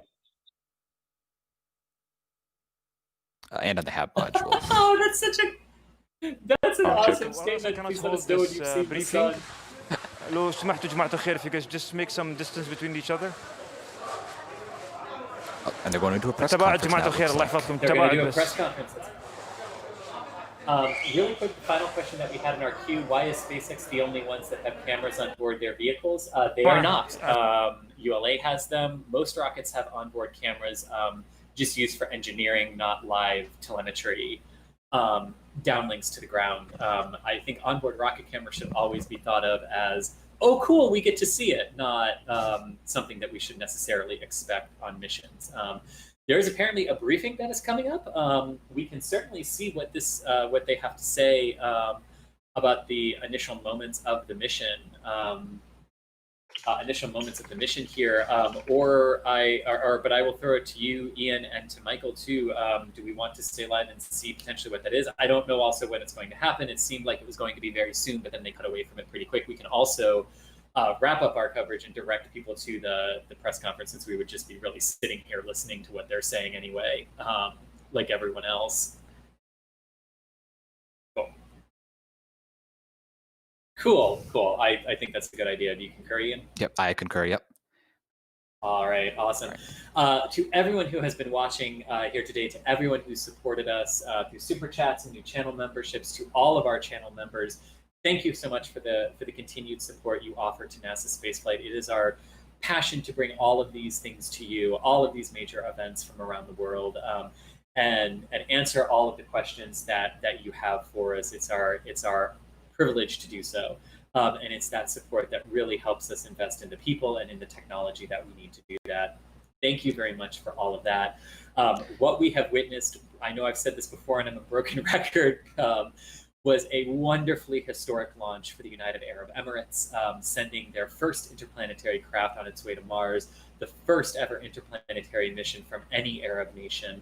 Huge success for them today. The craft is functioning, its solar arrays are deployed, everything seems to be going well. They fired up all the thrusters already and confirmed that they are working. So Al-Amal and Hope are on their way to Mars. Ian, whew, what a launch. Absolutely, As yep. they always do. And one last thing I want to mention, I was a little birdie told me in my ear, we have a new Boca Chica video up, and this is a Sunday drive-through of the site. So going through, driving by the build site and driving by the launch site to see everything that's going on there, not just one position, everything across the entire launch site. So that's up on the channel now. If we can get a link to that in the chat, I'll grab that right now. And Chris, I believe that's all. Alrighty. So again, thank you everyone for joining us. Our next stream, if everything holds to the current schedule, will be tomorrow. We plan to go live about an hour before the launch of the Anasis 2 mission, a Korean military satellite which is being launched by a Falcon 9 rocket from SpaceX here from Launch Complex 40 at Cape Canaveral Air Force Station. That launch window opens at 1700 EDT and closes at 2055 EDT. Tomorrow, which is the launch window opens at 2100 UTC tomorrow and stretches for 3 hours and 55 minutes. Weather looks great, only a 30% chance of Cape Canaveral Air Force Station weather prohibiting launch in summer. That's a miracle. We'll take it. At 5 p.m. in a summer afternoon in Florida, we'll take only a 30% odd of no-go weather. That'll be our next stream. Please rejoin us tomorrow for the launch of that mission and continue to send all of your congratulations to the entire team behind this mission. At Hope Mars Mission on Twitter is the main Twitter feed for this mission. Continue to send your congratulations and your well wishes to the entire Emiretti team, as well as the teams at the University of Colorado Boulder, Arizona State University, and UC Berkeley here in the United States that had a hand in designing this probe and building the instruments that are now on their way to Mars. Until next time, I'm Chris Gebhardt, Assistant Managing Editor of NASA Spaceflight. Thank you so much for your support. If you want to wear NASA Spaceflight swag, head on over to our store on our main website, nasaspaceflight.com/store. You can also support us that way. Until next time, I'm Chris Gebhardt. We'll see you at the next launch.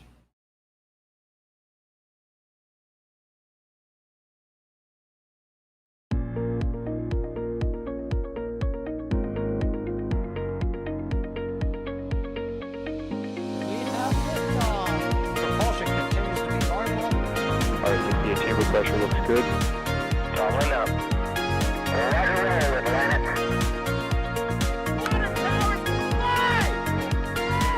Flight downside of speed off. Yikes. You bet. Concur. We don't need any more of these.